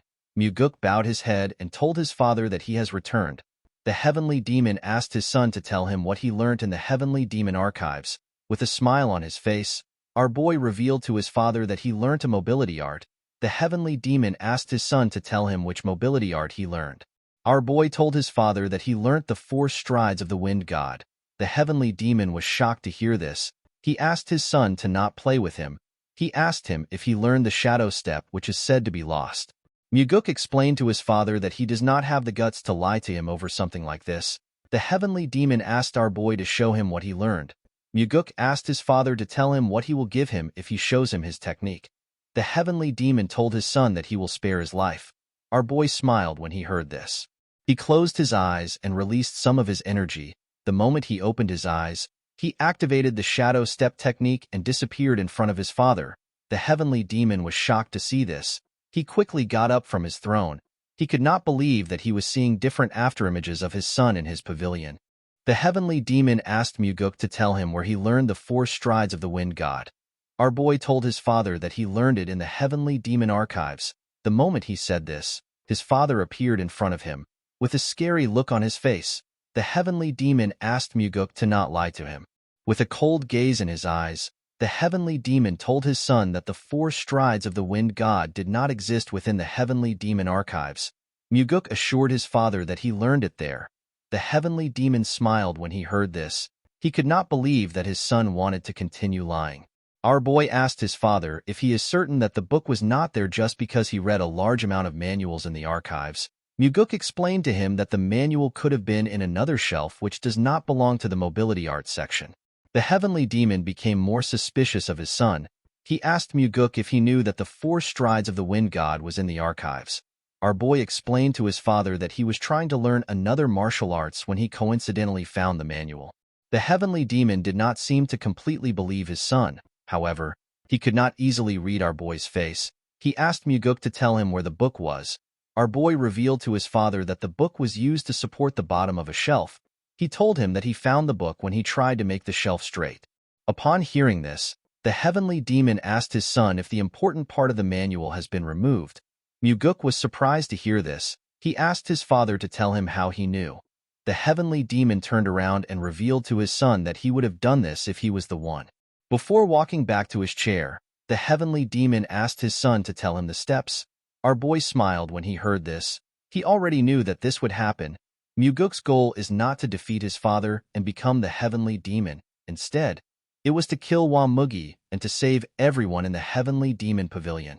Our boy actually planned on helping his father travel the world and enjoy his life before he steps down as the heavenly demon. Muguk did not have any issues with teaching his father the 4 strides of the wind god. With a smile on his face, our boy told the cult leader that he does not want to teach him the 4 strides of the wind god. The heavenly demon turned around and glared at his son. Muguk told his father that nothing is free in the world. The heavenly demon reminded his son that he taught him a technique at the hunting grounds for free. Muguk told his father that the technique was the payment for the liquor he drank at the hunting grounds. The heavenly demon smiled when he heard this. He asked his son to tell him how he was able to hold himself back for a long time. He told him that he is really brazen. With a smile on his face, Muguk explained to his father that he held himself back until he grew to this extent. The cult leader asked his son to tell him what he wants. With a confident look on his face, Muguk told his father that he wants the heavenly demon defense art. The heavenly demon defense art protects one's body, and it is an exclusive martial arts that only the heavenly demon can learn. This defense art is as good as getting an extra life. The heavenly demon told his son that it is impossible for him to learn the defense art. He reminded Muguk that the heavenly demon defense art can only be learned by the heavenly demon or the successor. Our boy told his father that he just needs to teach it to him secretly. The heavenly demon was surprised to hear this. Muguk reminded his father that the heavenly demon defense art is not something that can be seen on the outside. He assured him that no one will know if he teaches him secretly. Muguk bowed his head to his father and told him that he will take his leave. He asked the cult leader to get back to him after thinking about it. Immediately he turned around. The heavenly demon told him that he needs to first teach him the 4 strides of the wind god. Muguk quickly turned around. He was shocked to hear what his father said. He could not believe that his father was actually going to teach him the heavenly demon defense art. Our boy asked the heavenly demon if he can teach him now. The cult leader smiled when he heard this. He asked his son if he is not suspicious. He asked Muguk if he is not afraid that he will not teach him the heavenly demon defense art after learning the 4 strides of the wind god. With a smile on his face, our boy told his father that he is not worried. He explained to him that he is not a parent who would do something so embarrassing in front of his own son. The heavenly demon was surprised to hear this. He asked his son to tell him the steps. The moment he heard this, our boy began to recite the manual. The heavenly demon closed his eyes and released a small portion of his energy. He circulated his energy while following his son's instructions. When he was done, he opened his eyes. Muguk asked his father if he should say it one more time. The heavenly demon told his son that there is no need. Immediately he said this. He disappeared in front of Muguk and began to move around the pavilion. Our boy only saw his afterimages. Muguk could not comprehend what was happening. The technique his father was using was different from his. He realized that this was his father's interpretation of the manual. While he was thinking, the heavenly demon returned to his original position. With a smile on his face, he said that the martial arts is quite good. Muguk turned around. He realized that this is the biggest change he has made since he regressed. Our boy wondered if Wamugi will be able to defeat his father now that he has learned the 4 strides of the wind god. While raising his voice, the cult leader told his son that he will teach him the heavenly demon defense art now. He asked Muguk to memorize it because he is only going to say it once. With a smile on his face, our boy told his father that he will do his best. The scene shifts and we see a red bump on Muguk's head. Leon was annoyed to see this. She asked her master to tell her the arrogant bastard that hit him. Before she could say more, Muguk revealed to her that he was hit by his father. The bodyguard became silent when she heard this. Our boy remembered how the training was. He circulated a golden energy around his body. After meditating for a while, Muguk let out a huge sigh. He was relieved to have finally learned the heavenly demon defense art. With a smile on his face, Muguk told his father that he is more happy with the fact that they now have a secret that they share than the fact that he learned the heavenly demon defense art.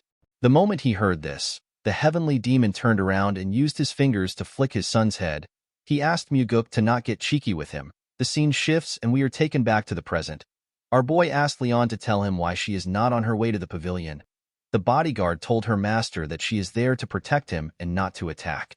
Muguk smiled when he heard this. He remembered that Leon never made such jokes in the past. He used his hair to cover the bump and walked forward before going inside. Our boy told his bodyguard that he can't do something right now.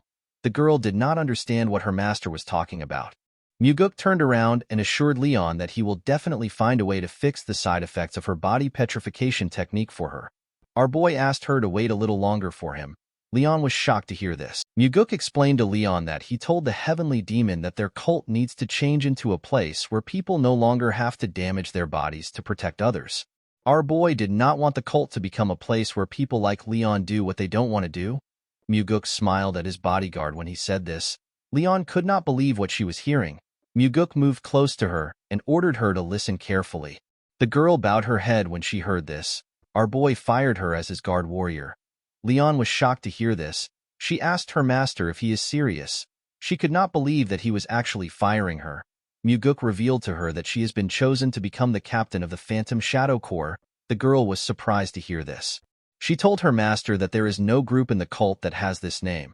With a smile on his face, Muguk revealed to her that he is the one that is going to create the group. He told her that it will be a group that directly reports to him. Leon asked her master to tell her why he is making her a captain of a group that has not been created yet. With a serious look on his face, our boy asked her if she will become the captain of the Phantom Shadow Corps for his sake. Leon could not believe what she was hearing. She put her hand together and bowed her head to Muguk. She told him that she will accept the position. In the next scene, we are taken to a town. We see Muguk in average clothes. Our boy was thinking about the fact that he told Leon that he will be creating a group that directly serves under him. Although he said this, Muguk knew that this was not a simple task. In order to run an organization, a large amount of capital is needed. To get the capital he needed, Muguk decided to make use of an incident that happened before he regressed. While our boy was standing with some mercenaries, a man calls out to them. The man introduced himself as Yang Dang. He explained to them that he has been appointed as the leader of the mission. The man made everyone understand that the mission pays a lot of money, but it is also quite dangerous. He told them that anyone who does anything stupid will die by his hands. Yang Dang walked up to Muguk. He asked him if he is the one who joined the mission under the recommendation of Warrior Seo. Our boy told him that he is. The man asked him if he can trust his skills. With a smile on his face, Muguk asked Yang Dang if he will acknowledge him when he cuts him down. The man asked our boy to not act arrogant. He reminded him that they live in a world where the head of the arrogant would fall easily like morning dew. Muguk assured the man that he will follow his orders. He told him that he is content as long as he is paid. Yang Dang turned around and told our boy that he will be keeping an eye on him. After the man left, Muguk looked around. He saw his client and her daughter. The mission was to escort this two to Namping safely. When the little girl raised her head up, our boy waved at her. She smiled when she saw this. She turned around with her mother and went into the carriage. The scene shifts, and we see the group riding through the forest. In the evening, the group decided to camp out and rest. Yang Dang shared some beef jerky among the other mercenaries. The man told them that they do not know when they will be able to eat again. He asked them to eat their fill. The mercenaries were not excited to be eating beef jerky. One of them told the others that they need to eat something so that they do not feel hungry. Muguk watched the men as they ate. He remembered hearing that this group was ambushed by vagrants from outside. Not even their corpses were found. No one knew how the mercenaries were killed. Later in the night, our boy heard the mercenaries coughing. When he looked around, he noticed that the men were coughing out blood. Muguk immediately realized that they were poisoned. While looking at the mercenaries' bodies, our boy wondered about why he was fine. Someone asked him about why he is okay. The person turns out to be Yang Dang.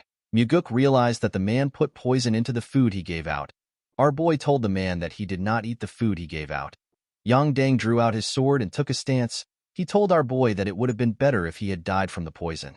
Muguk could not believe that the leader would be the person who poisoned the food. He told the man that he has lived a pathetic life. He asked him to tell him what he wants to do with the money he earns from killing his comrades. With a smile on his face, Yang Dang told our boy that he can do plenty things with money. He said that he can drink liquor and buy women. Muguk couldn't believe that he killed his comrades for this reasons. Yang Dang told our boy that he needs to be worried about his own life. The moment he said this, someone said that things are already over. Our boy and Yang Dang quickly turned to the side. They saw a man with 3 other men who covered their faces. Muguk could tell that the 3 men were decently strong. Yang Dang welcomed the men. The man without a mask asked the woman and her daughter to come out before he burns down the carriage. Upon hearing this, the woman came out with her kid. The man told her that she is really good at hiding. He revealed to her that he was scolded for not being able to find her. With tears in her eyes, the woman referred to the man as Warrior Quan. She asked him to spare her child's life. Upon seeing the look on her face, Quan said that he will spare her life because of their relationship. He referred to the woman as a crazy bitch and asked her if this is what she wants to hear. He told her that she should be kneeling and begging him. He could not believe that she dared to act like his master. The little girl and her mother began to cry when they heard this. The woman assured Quan that she will give him 10 times the money he is supposed to get if he spares her daughter's life. Quan asked the woman to stop spouting nonsense. He revealed to her that her father has already been caught.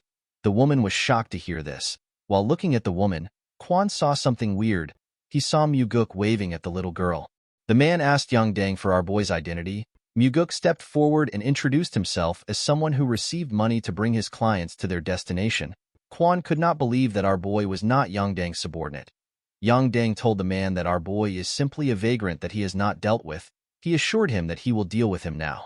Quan asked him to do it immediately. The man stepped forward when he heard this. With a smile on his face, Muguk told Yang Dang that this men are street thugs that would betray their own master. He asked him if he really believes that he is going to get a reward. He told him that they will probably kill him to tie off loose ends and take his share of the money. Yang Dang became nervous when he heard this. Quan was annoyed to hear Muguk call him a street thug. Our boy did not understand why the man was angry. He told him that he is actually speaking politely because a child is here. Quan could not believe that some crazy bastard was calling him a street thug. Muguk asked the man if he is flustered because he hit the bullseye. Quan became enraged when he heard this. He referred to Muguk as a filthy vagrant and ordered his men to kill him first. Our boy told Yang Dang that they said that he is first. He assured the man that he will be next. Yang Dang became nervous when he heard this. Before the man could react, something hits him in the neck. Yang Dang fell to the ground. It turns out that Quan stabbed Yang Dang in the neck with a blade. Quan said that the idiot was too sloppy. He could not believe that he entrusted an important mission to a vagrant. Our boy watched the man as he bled out, with a cold gaze in his eyes. Muguk said that this is what happens to those who betray others for money. Quan asked his subordinates to stop listening to Muguk's rambling. He ordered them to attack. Our boy turned around and asked the woman to cover her child's eyes and ears. The woman closed her eyes and did what Muguk asked her to do. Immediately she did this. The 3 men swung their swords at him. Our boy was not even bothered. He activated the death step, which is one of the techniques of the 4 strides of the wind god. The moment he did this, he appeared in front of Quan. The man was shocked to see him. He did not know how he got so close to him. When the man looked behind our boy, he saw his subordinates' heads in the air. The heads fell in front of the woman. She quickly opened her eyes when she heard the sound. Quan became scared. He asked Muguk to tell him who he is. Our boy told the man that he has the same question for him. The woman revealed to him that Quan Won is one of the vassals that protects her household. She introduced herself as Jiam Seon. She revealed to Muguk that she is the daughter of the Golden Manor Master. Our boy smiled when he heard this. He already knew about the woman. This is why he hid his identity and joined the group as a vagrant warrior. Seon's father is known as Jiam Ah-su. He is one of the top 10 largest merchants in the Central Plains. He is the richest man in Fujin and the master of the Golden Manor. In Muguk's past life, there was an incident where the Golden Manor Master was betrayed by his most trusted vassal and lost his life. His daughter also died as well. Quan noticed that our boy was looking at Seon. He believed that he had gotten an opening. He quickly drew out his sword. Before the man could attack, Muguk swung his sword without turning around. Kwon did not know what was happening. All he knew was that he was seeing Muguk and everything around him upside down. He did not know when his head left his body. Seon was shocked to see this. Muguk put his sword away and said that scums like this always try to attack him whenever he is looking elsewhere. While holding on to her child, Seon told Muguk that she wants to hire him. She begged him to help them. Muguk explained to her that it will cost her more now that the situation is different. Seon assured our boy that they will be able to pay him no matter how expensive he is. She begged him to save her father. With a smile on his face, Muguk asked the woman to follow him. The scene shifts and we see a man laughing when he saw the carriage arrive into the compound. He was happy to see that they had finally caught Seon and her daughter. He said that the plan they have prepared for 10 years has finally succeeded. While the man was talking, he noticed that it was only Muguk and the family that came down from the carriage. He asked our boy to tell him where Kwon is. Muguk revealed to him that everyone is dead except for him. The man was surprised to hear this. He asked our boy to tell him who killed Kwon. Muguk told the man that Kwon was killed by a mysterious martial master who is young and handsome. The man was surprised to hear this. He asked Muguk to tell him why he is praising the enemy. Our boy did not respond to the man. After carefully looking at him, the man realized that Muguk was the one who killed Kwon. With a smile on his face, our boy told the man that he has a good eye for people. The man's subordinates quickly surrounded Muguk. They pointed their weapons at them. The man told our boy that he should have ran far away if he saved Seon and her child.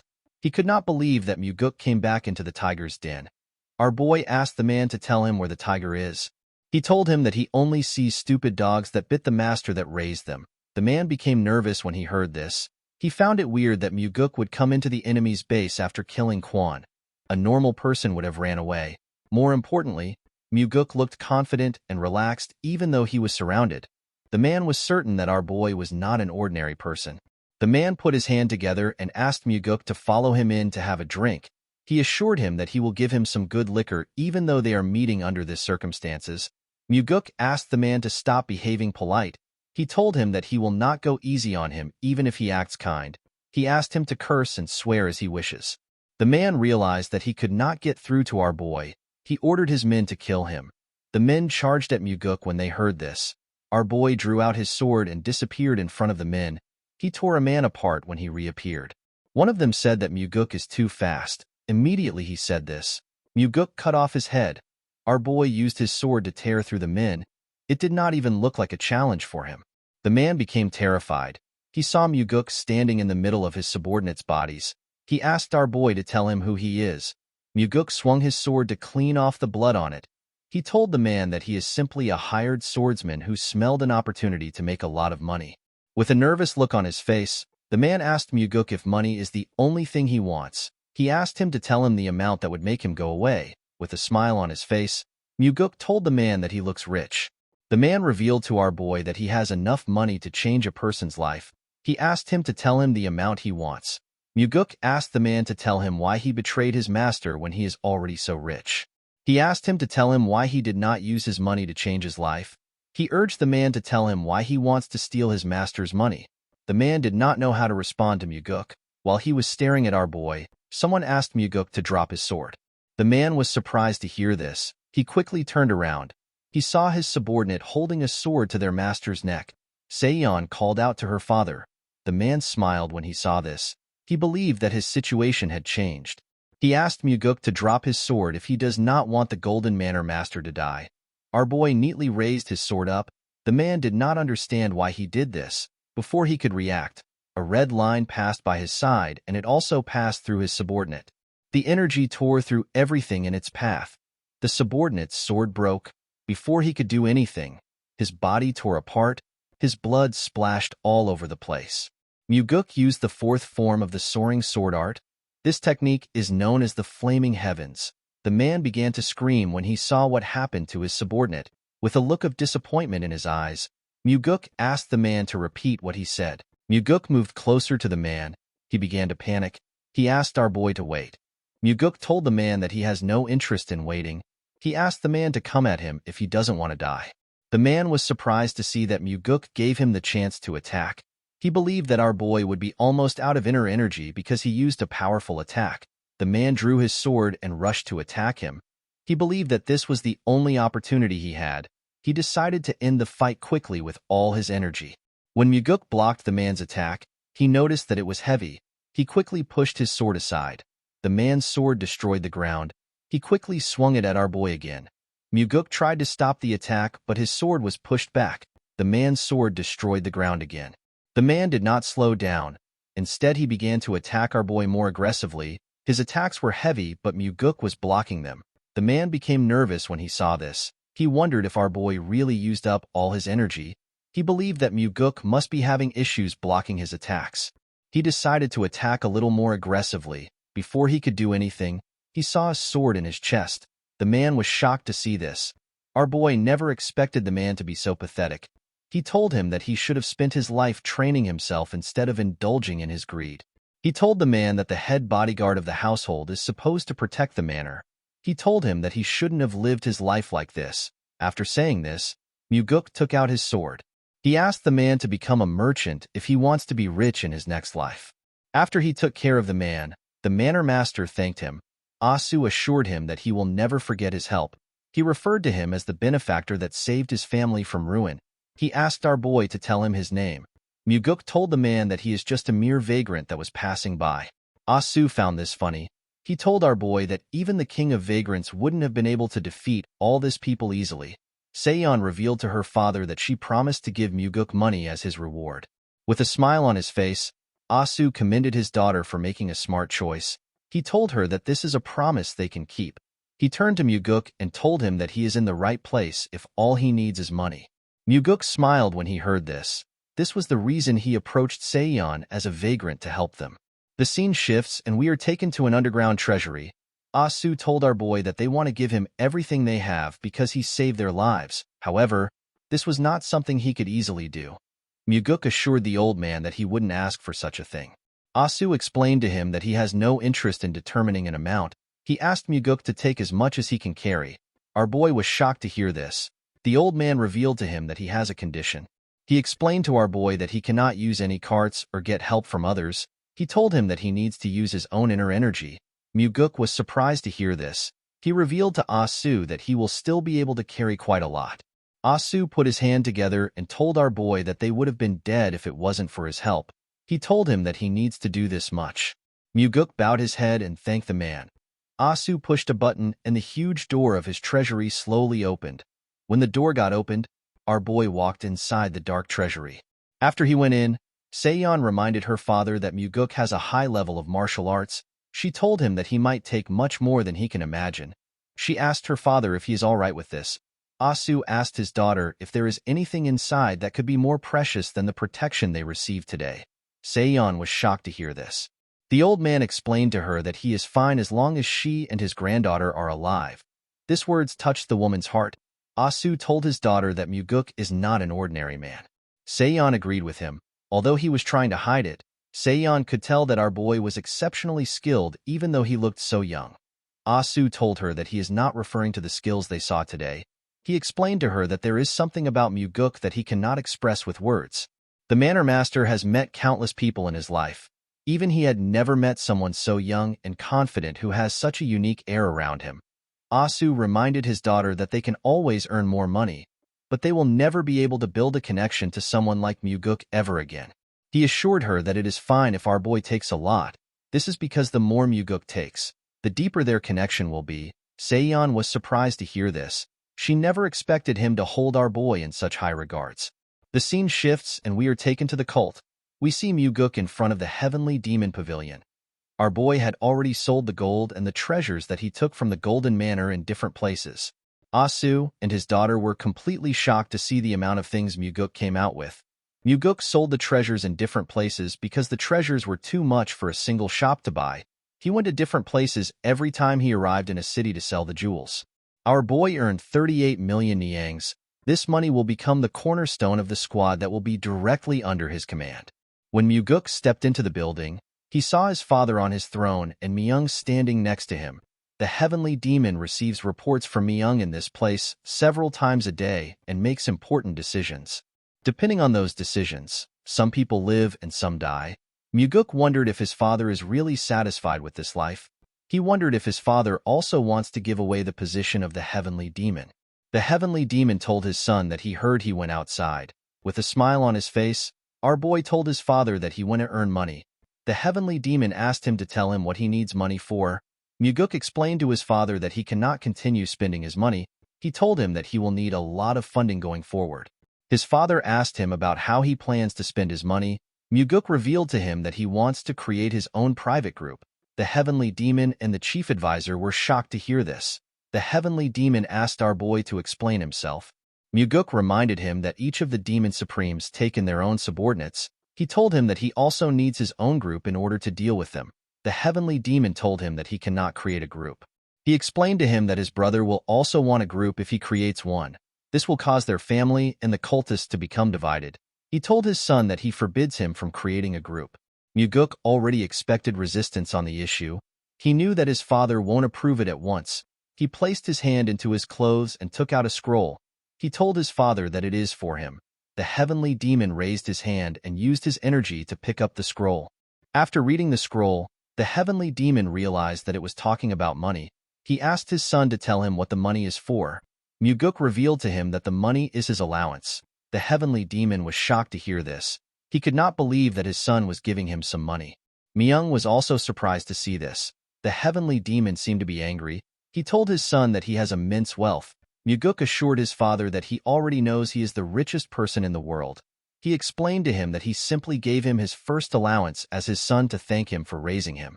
The heavenly demon and Myung could not see through Muguk's intentions. Our boy told his father that he wanted to do this at least once. He bowed his head and asked his father to have a good rest. After saying this, he turned around and left the building. The heavenly demon stared at the scroll after his son left. Myung became nervous when he looked into his master's eyes. The scene shifts and we are taken to the Nirvana Pavilion. At the top of the building, we see Leon standing next to her master. While he was looking outside the building, someone enters the room and refers to him as Pavilion Master. The person told him that it is time. When Muguk turned around, he saw Daryong. The man told him that everyone is waiting. Our boy smiled when he heard this. He was happy to see the man. Daryong revealed to him that he volunteered to take the job. Muguk asked him if he ever expected them to meet again like this. The man told him that he is actually quite shocked. The two of them smiled at each other. Muguk walked forward and asked his bodyguard to follow him. Leon smiled when she heard this. The three of them stepped out of the building together. In front of the building, all the investigators of the pavilion gathered. They were quite much. Muguk stood in front of the investigators. While screaming at the top of their voices, the investigators bowed their heads and welcomed their pavilion master. Muguk was surprised to see that the men were more friendly than he thought. He never expected them to smile at him.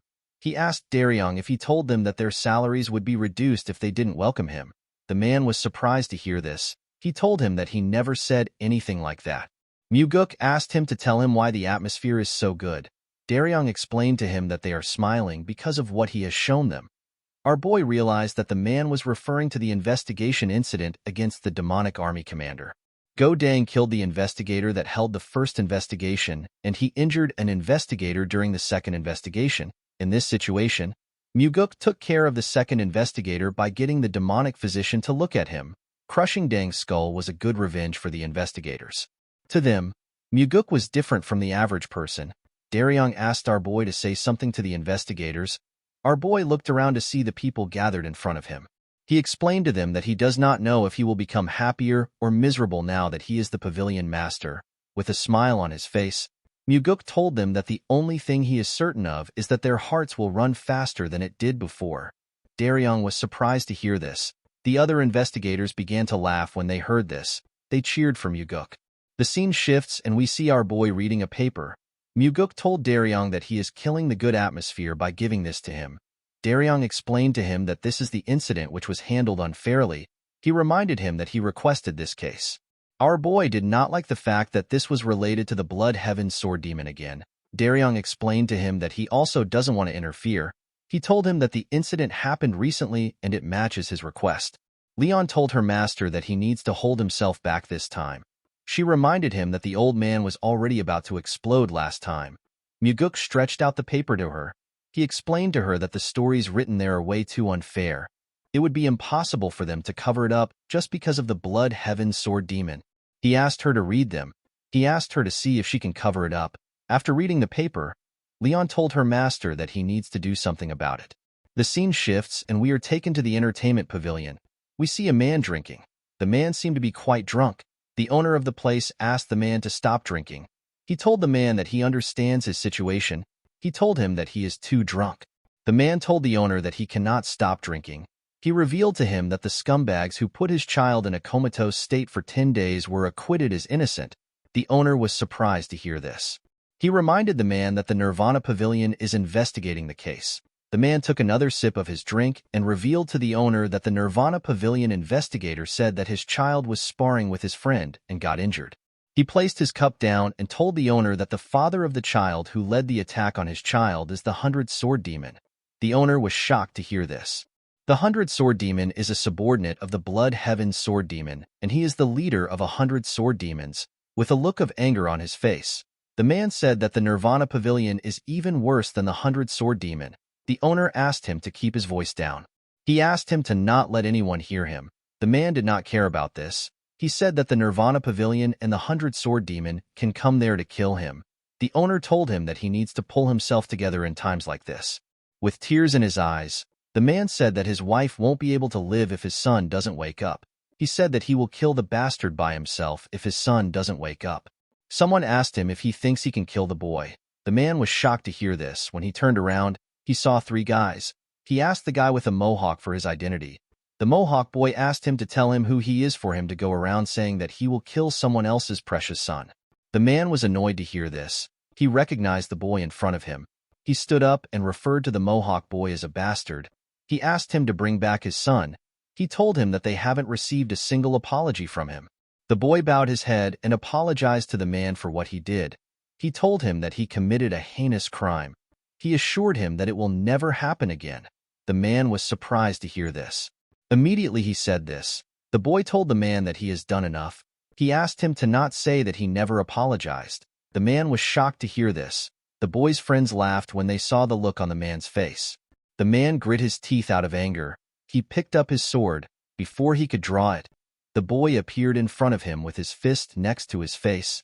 He gave the man a heavy punch in his face. The punch sent the man flying. The boy told everyone that the man was the first to pull out his sword. His 2 friends told him that they saw it. They told him that they are his witnesses. The boy climbed on top of the man. He began to attack him aggressively. He was annoyed to see that a mere storage keeper dared to report him to the Nirvana Pavilion. While beating up the man, he told him that it is all his son's fault. He said that they asked his son to steal money from his home. The boy told them that he won't do it because his father earned it with his blood and sweat. The bastard told the man that his son acted kind and made him out to be some trash.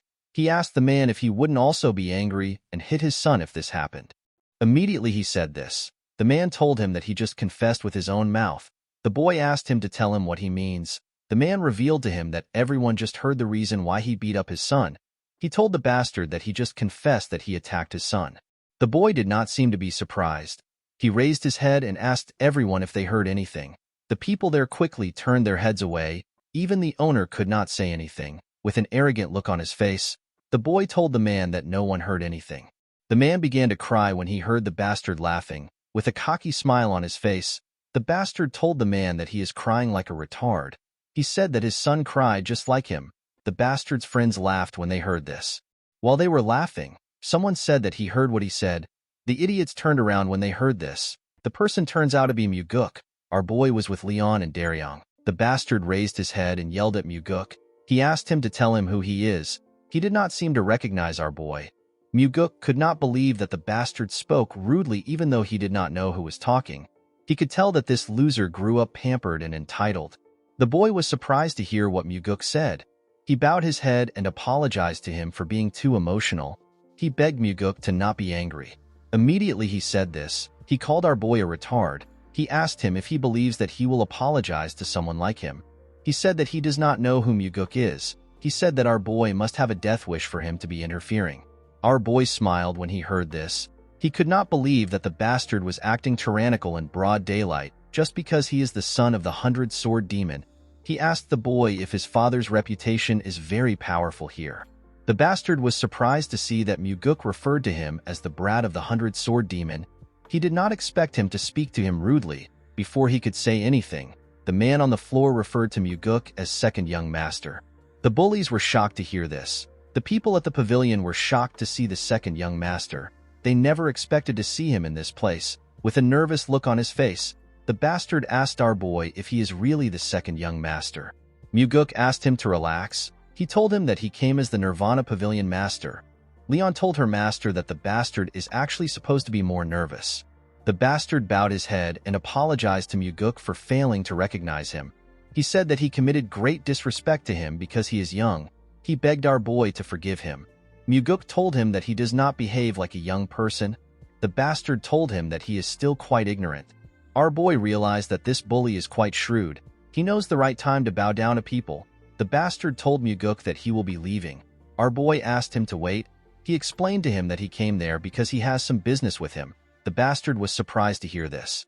With a scary look on his face, Muguk revealed to him that he is there to investigate the assault incidents that he has committed. The bastard explained to our boy that the Nirvana Pavilion has already judged that he is innocent. Muguk revealed to him that they will be reinvestigating the whole case. Everyone was surprised to hear this. Muguk revealed to the bastard that he will be charged for habitual extortion because he extorted money every day. He told him that he will also be charged for instigation of stealing because he asked his victim to steal. The bastard will also be charged for murder because he beat the victim to the brink of death. The worst part is that he looked for the victim's father and assaulted him. Muguk told the boy that he has committed too many heinous crimes. He told him that he needs to be imprisoned for at least 20 years. The bastard was shocked to hear this. He told our boy that he did not assault the man. He said that they were sparring. Muguk asked him if he has forgotten. He reminded him that he confessed in front of the Nirvana Pavilion master some moments ago. He told him that he heard his confession. The bastard realized that he messed up. For some reason, this piece of shit still had some courage. He told Muguk that his father will not stand by and let anyone accuse him. Our boy smiled when he heard this. He asked the bastard to not worry about that. He revealed to him that his father will be so busy that he won't have to look after him.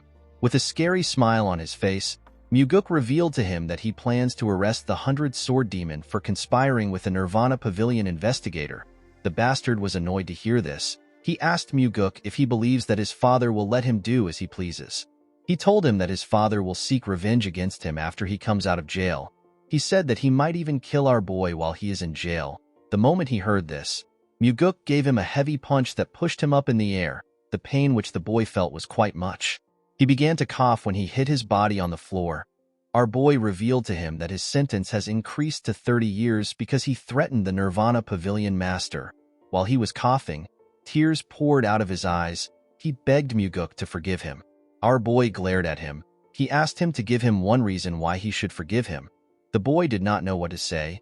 Muguk asked him if he has ever spared or helped anyone. He asked him to tell him something kind he has done before. He assured him that he will hear him out even if it is far-fetched and made up.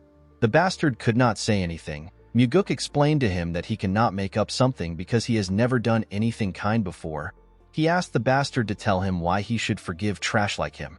While crying like a little girl, the boy promised Muguk that he will be nice from now on. Our boy gave him a heavy slap on his face. The boy spat out some blood. The slap knocked him out. Everyone was shocked to see this. Muguk asked the bastard to live like a nice person after he comes out of jail.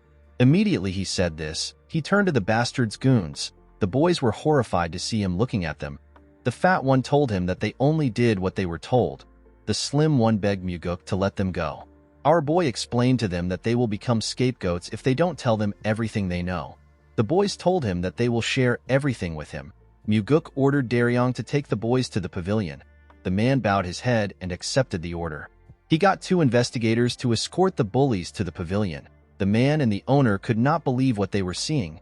Muguk looked around and asked everyone to report to the Nirvana Pavilion if anything unfair happens again. He assured them that no amount of external influence will work on the pavilion as long as he is the Nirvana Pavilion master. The people were surprised to hear this. With a smile on his face, Muguk told them that he will call his father if anyone dares to call their father to intimidate them.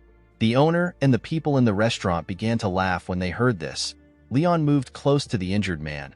She revealed to him that the demonic physician has already taken a look at his son before they came to the restaurant.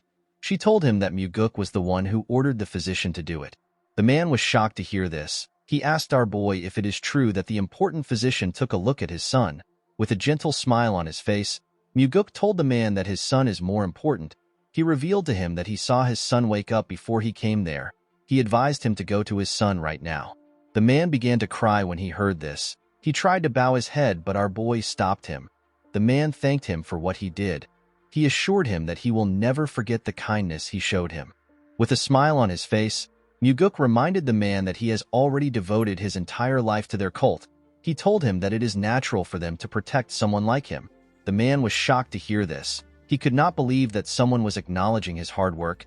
He held our boy's hand and thanked him for what he has done. Daryong and Leon smiled when they saw how the man was thanking their master. Everyone was feeling emotional.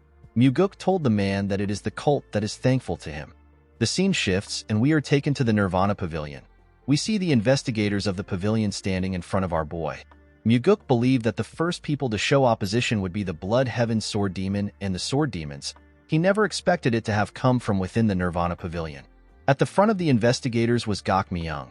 Myung is the highest special investigator. He put his hand together and apologized to Muguk for not seeing him alone in the office. He told him that there were too many people. Our boy asked them about why they came to see him.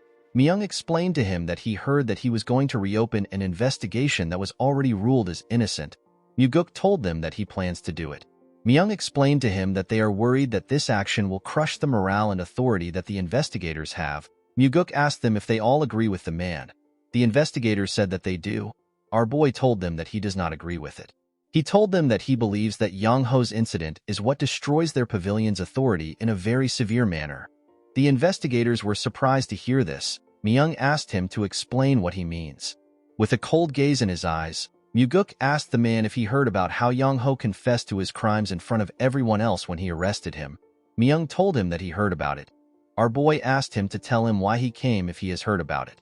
The man told him that what they are talking about is the reopening of an investigation that has been closed. Muguk asked him if it is a matter of principles. Myung told him that it is.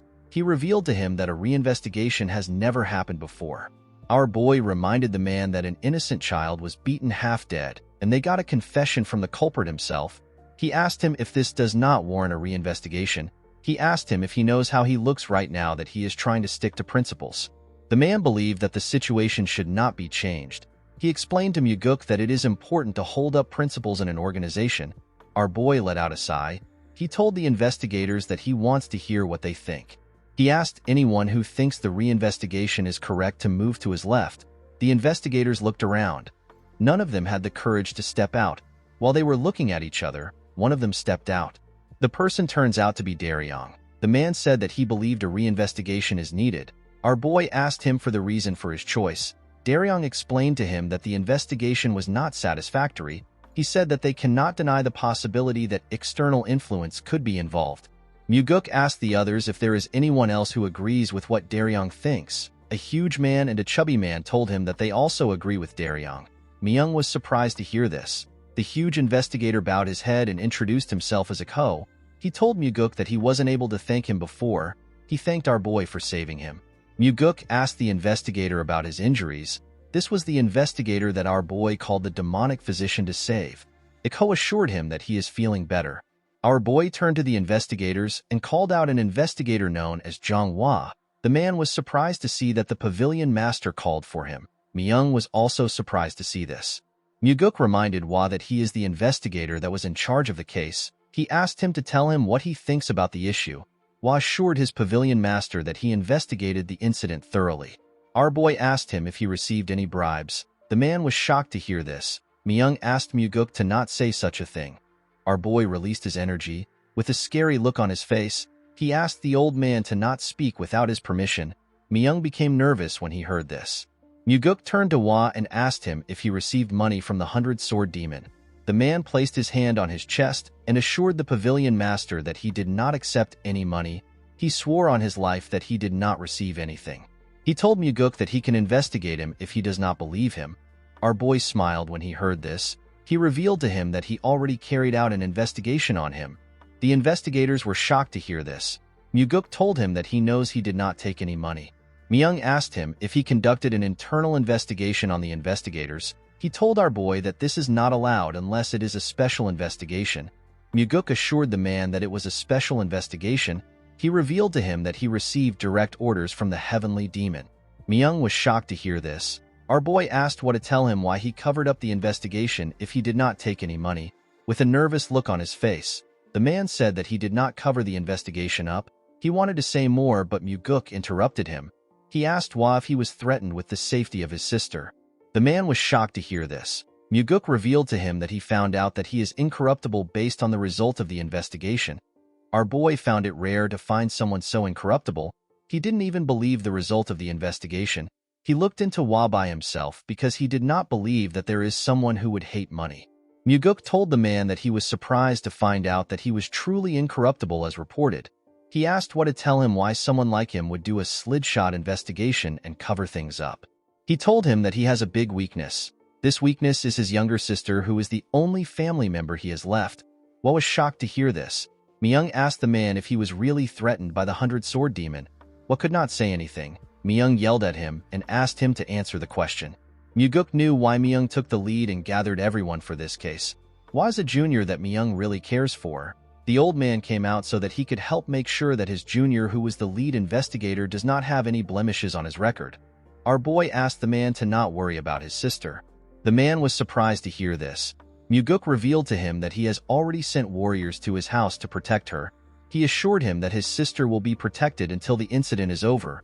Hwa was shocked to hear this. He asked our boy if he is serious. Muguk told him that he is. Hwa burst into tears when he heard this. He fell on his knees and told the pavilion master that he has committed a grave offense. Myung was shocked to see this. He asked his junior if he was really threatened. Muguk told the man that he shouldn't have covered the case up. With tears in his eyes, Hwa told him that he knows. He told him that he will gladly accept any punishment. The investigators were surprised to see what was happening. Our boy asked him to get up. He explained to him that he wouldn't have forgiven him if this happened after he became the pavilion master. He told Hwa that he will make an exception because the incident happened before he got there. The man was surprised to hear this. He asked Muguk if he will really forgive him. Our boy told him that he will. He revealed to him that he is forgiving him because of the life he lived as an incorruptible investigator. He told him that the incorruptible life he lived before no longer exists because of the incident. He asked him to start building his incorruptible life again. Hwa thanked our boy for the chance he gave him. Muguk asked the other investigators to listen to him. He explained to them that he thinks of their families as his own now that he has become the pavilion master. He assured them that he will crush anyone who dares to mess with his family. The investigators were surprised to hear this. Muguk told them that they will no longer allow themselves to be swayed by any external influence. He told them that he will not allow anyone to mess with them with their influence.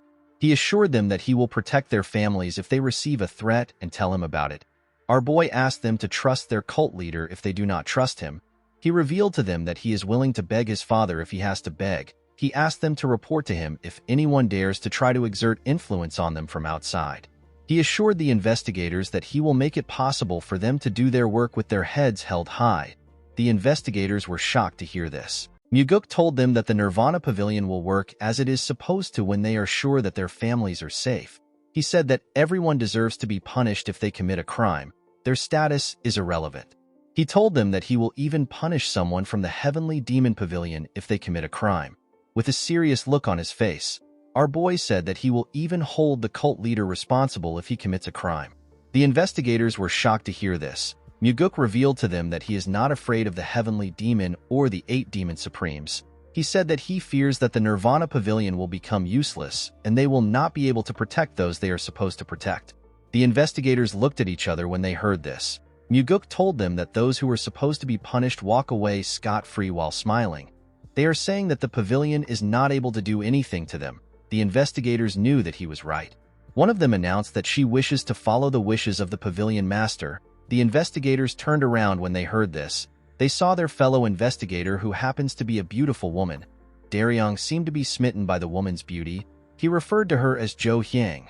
The woman moved close to Muguk and stood behind him.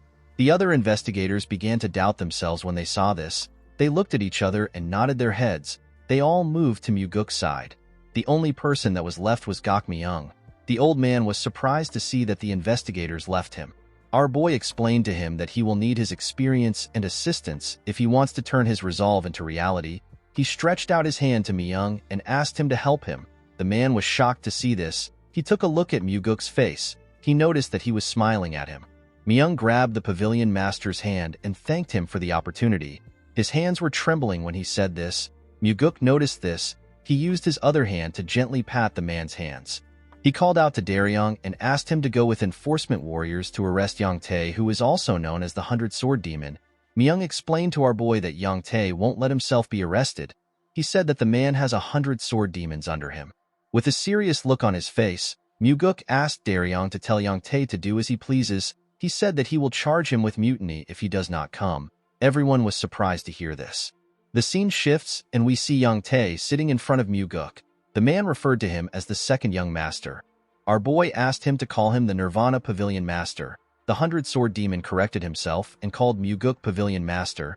He told him that there was mention of a mutiny charge in his summons. He asked Myuguk to tell him what this means. Our boy told him that this was the only way he could get to meet him. Yang Tae apologized for not immediately complying with the arrest.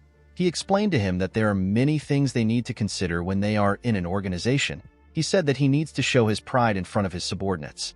With a smile on his face, Myuguk told him that he understands. Yang Tae said that the case was not supposed to blow out of proportions in the first place. He said that the incident occurred while kids were playing with each other.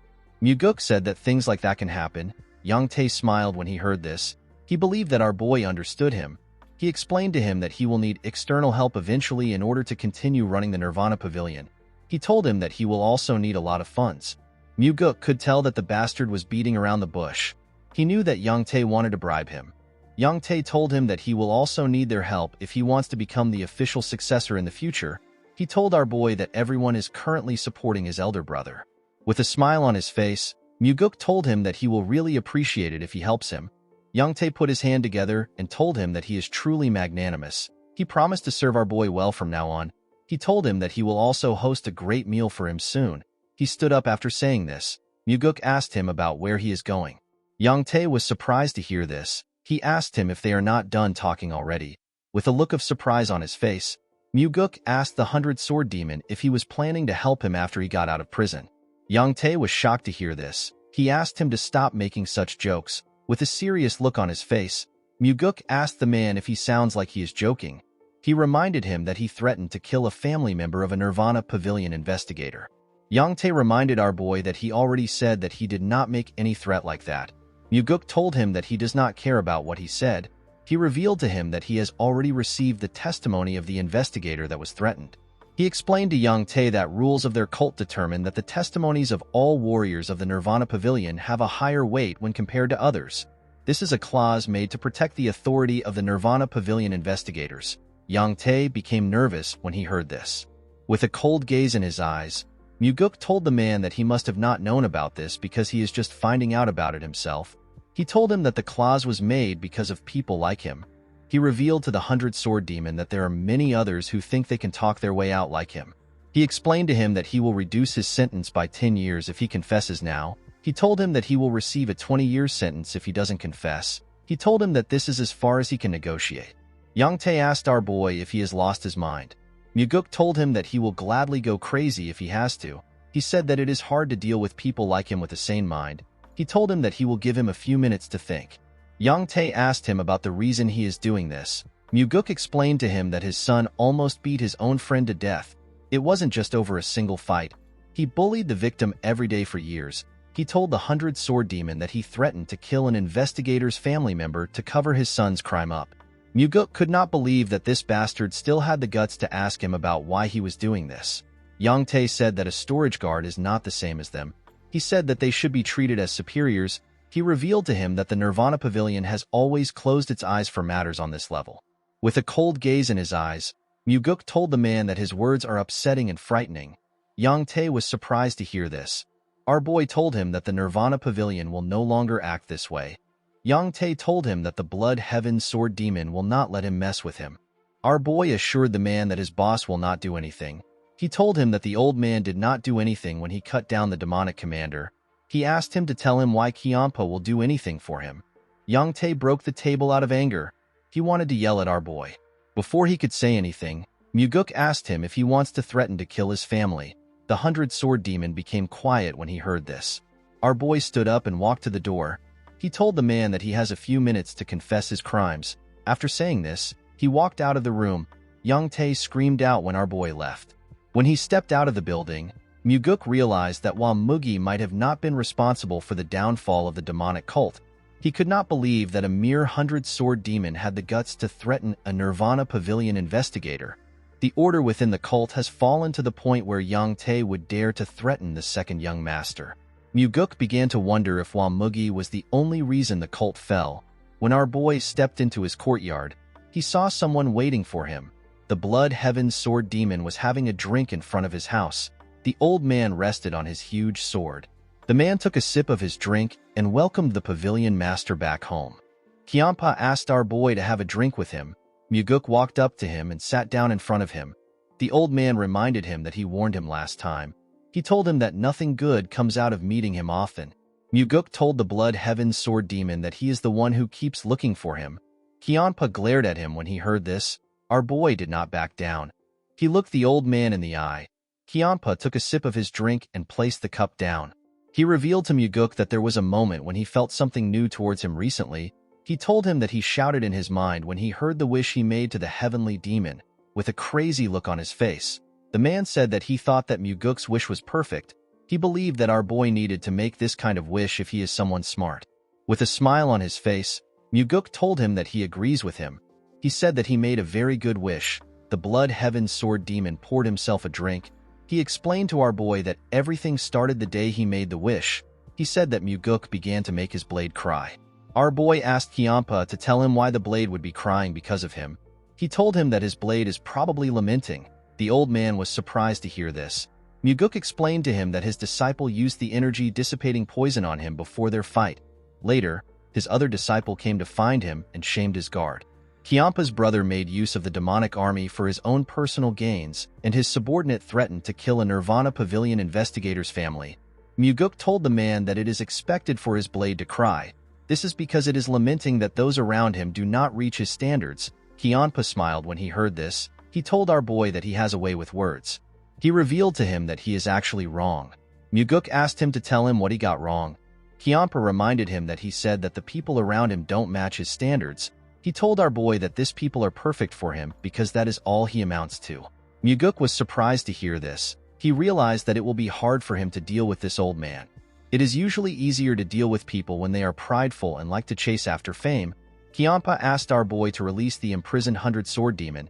He explained to him that the morale of his people have dropped to an all-time low because of him. Muguk told him that he will release Young Tae if he is found innocent after the investigation. The Blood Heaven's sword demon released his energy when he heard this. Muguk was shocked to see this. The man's energy was ridiculously powerful. Our boy could barely stand the pressure. He could tell that Kyampa's demonic energy was on an entirely different level. He now understood why his father said that the time is not yet right. With a terrifying tone in his voice, Kyampa told him that he wants to give him some advice. Muguk put himself together and asked Kyampa to stop. The old man was surprised to hear this. Our boy told him that he should just ask for a favor if he came here to do that. He asked him to not ask for a favor and give advice at the same time. The Blood Heaven's sword demon smiled when he heard this. He took away his energy. He glared at Muguk. With a smile on his face, he told our boy that he is right. He said that it is rare for someone to speak so straightforwardly to him. He poured himself another drink. Muguk advised him to be on guard. He told him that stagnant water is bound to rot. He said that no one stays stagnant because they want to. After staying in the water for a while, they start to like it and lose opportunities to get out of the stagnant water. This is why people don't put themselves in rotten water.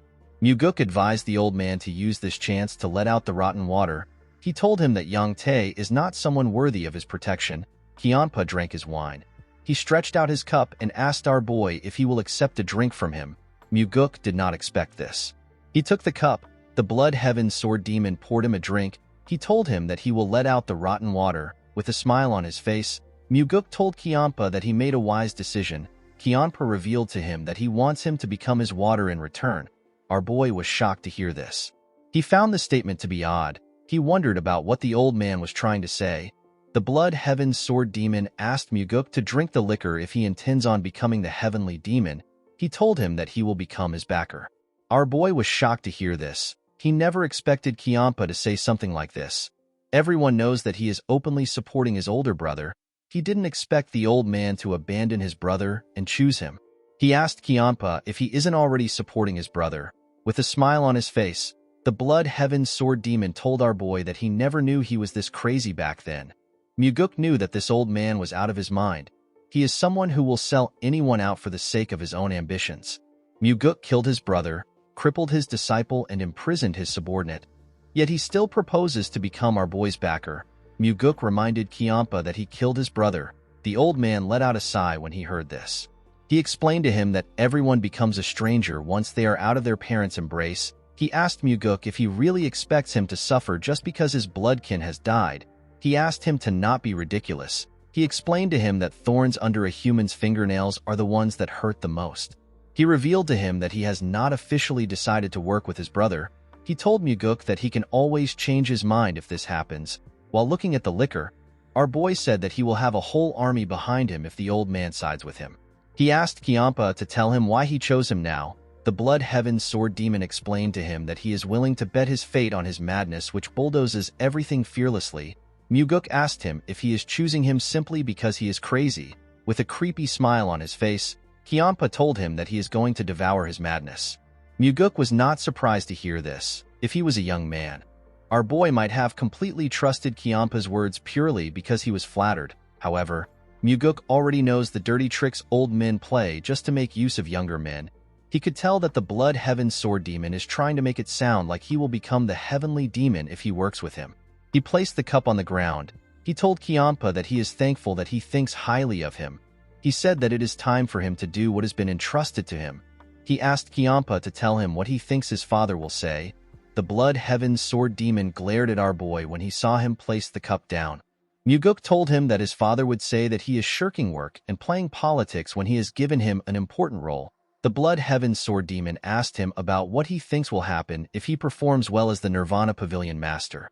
He asked him if he intends to rot in the Nirvana Pavilion if the Heavenly Demon asks him to stay there. He told our boy that there is only one path that he can choose. He can either decide to become the heir or not. With a smile on his face, Kiampa told Muguk that his father will actually pay more attention to him if he works for him. He explained to him that being chosen by him will make him more visible and would allow him to catch the attention of everyone else. Muguk knew that the old man was not wrong. However, there was one thing he overlooked. Kiampa did not think about the will to set the hierarchy straight in the cult. Muguk was not the only one who had this will. His father also desired a proper hierarchy. He asked the Blood Heaven Sword Demon to give him some time to think. He told him that he will drink the liquor once he has decided. Kiampa stood up when he heard this. He accepted Muguk's request. He grabbed his sword and told our boy that it would have been stupid of him to drink the liquor immediately like a fool. He took his sword out of the ground and swung it at Muguk's head. Fortunately, Muguk managed to block the attack with his sword. The Blood Heaven Sword Demon told our boy that he will hear his answer tomorrow. Muguk told him that he will give him an answer in 5 days. Kiampa gave him 3 days to decide. After doing this, he jumped out of the courtyard. Muguk put his sword back in its sheath. He gently moved his wrist. He was annoyed to see how painful Kiampa's attack was. In the next scene, we are taken to the Nirvana Pavilion. We see the enforcement warriors working out. They put huge logs of wood on their backs and did push-ups together.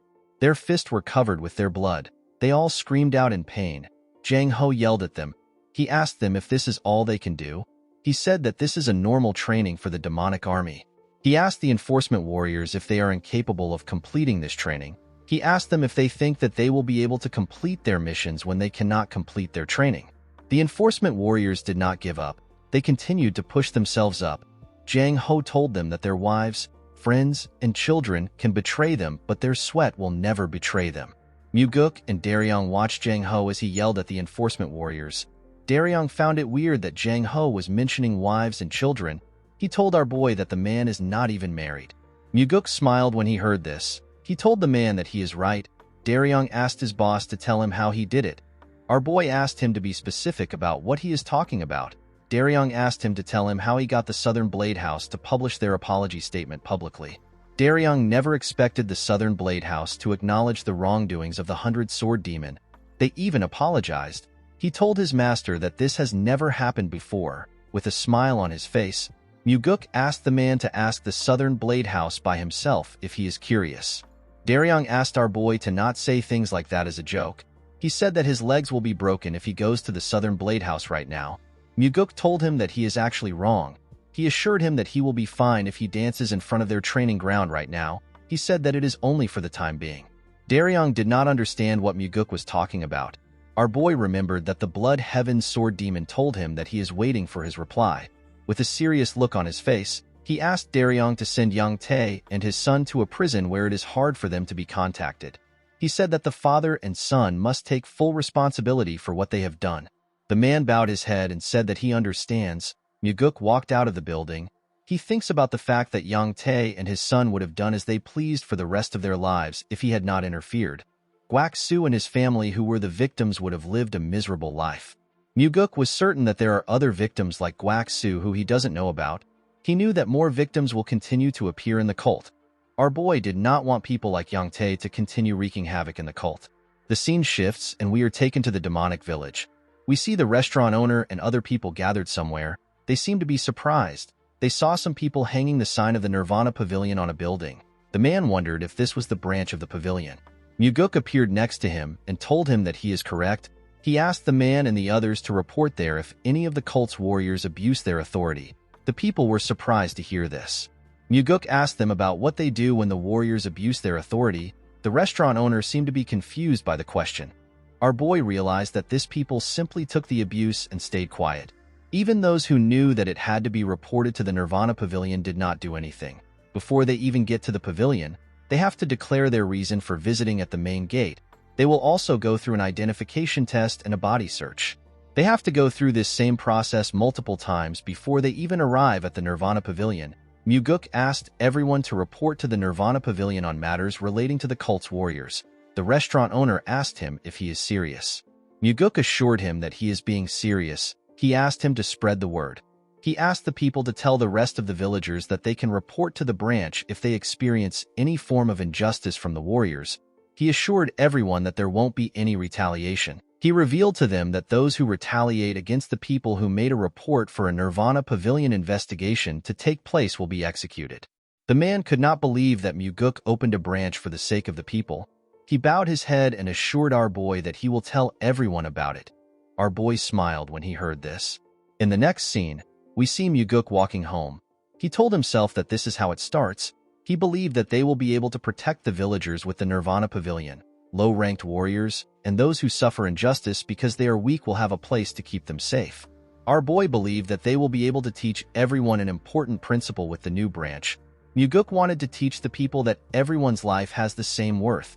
When he arrived at the entrance of his house, he saw someone waiting for him. The person turns out to be the insane old man. He asked Muguk if he is ready to take his drink. Our boy sat in front of him. He told him that he is ready. The Blood Heaven Sword Demon carefully took out a bottle of liquor. Muguk looked him in the eye as he poured the liquor. Kyanpa also stared at him. After filling the cup up, Kyanpa asked our boy to drink it. Muguk told the man that he needs some snacks. Kyanpa asked him about the kind of snacks he wants. Our boy revealed to him that he wants the demonic army. Kyanpa was shocked to hear this. With a serious look on his face, Muguk asked the Blood Heaven Sword Demon to put the demonic army in his mouth. Kyanpa glared at him. He told him that this is not how things work in the world.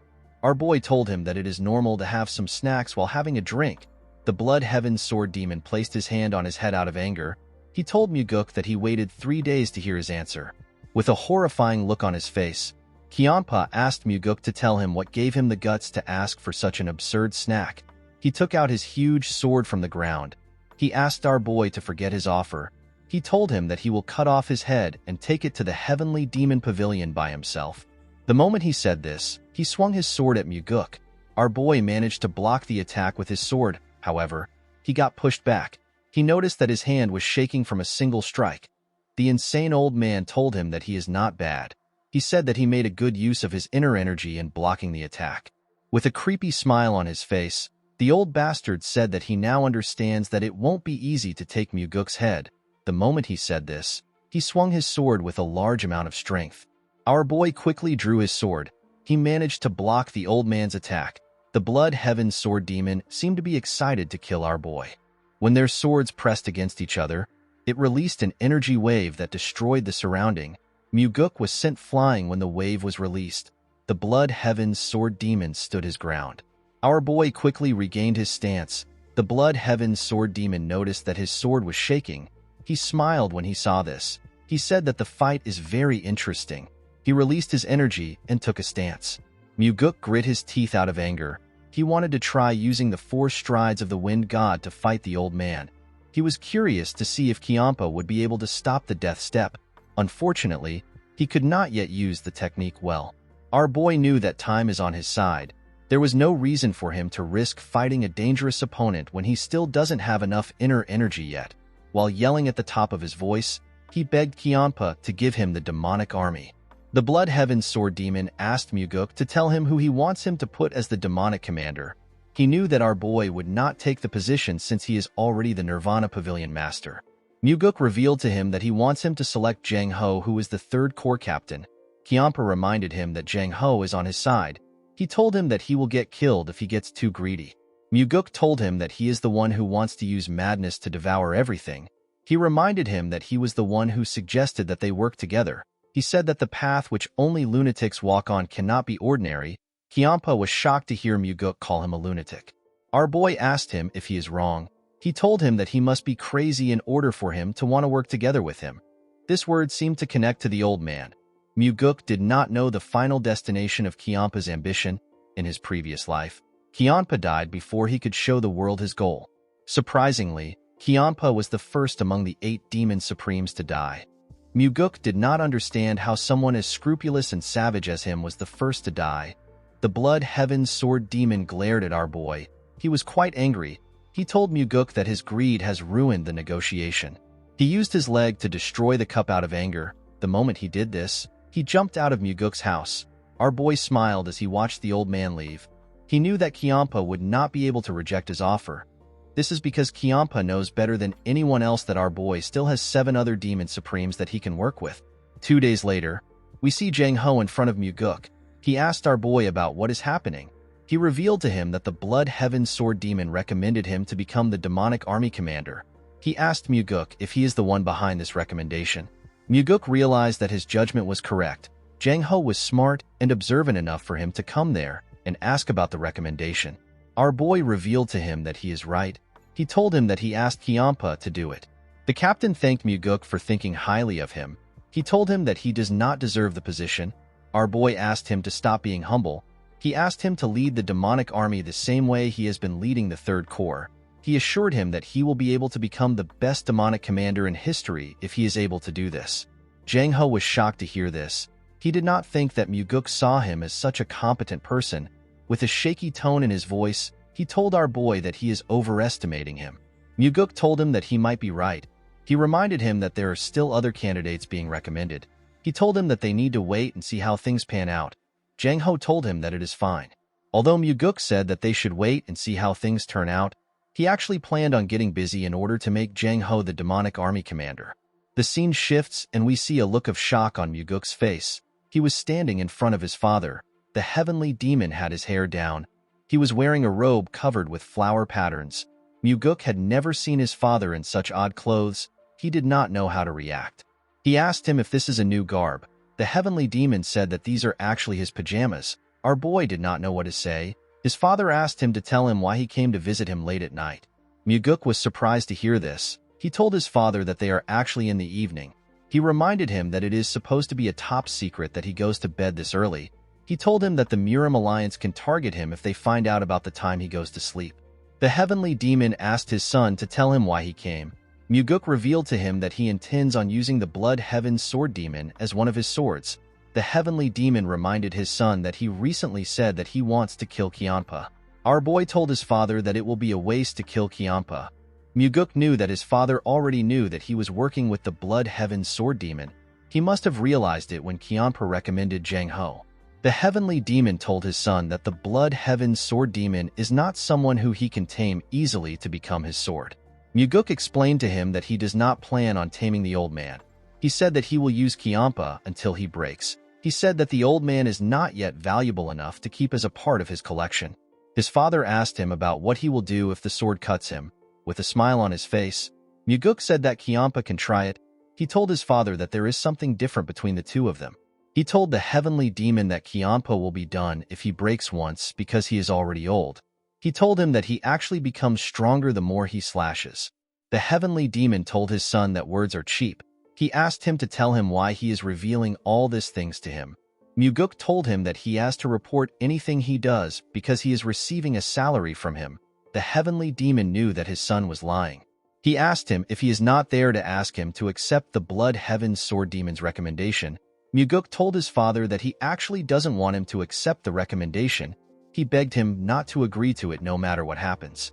The heavenly demon did not expect this. He asked his son if he really wants him to reject the recommendation. Muguk explained to his father that he wants to use this chance to show the Blood Heaven Sword Demon his place. He said that the old man was acting high and mighty when he was with him. He told the heavenly demon that others might even think he is better than the cult leader. He said that he wants to put the old man in his place. The heavenly demon wondered about the kind of game his son was playing.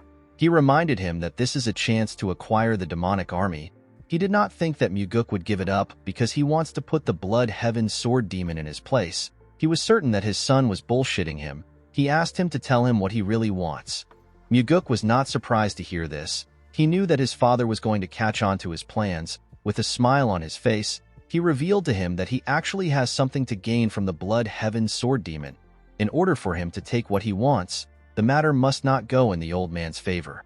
The heavenly demon asked Muguk if what he wants is more important than the demonic army.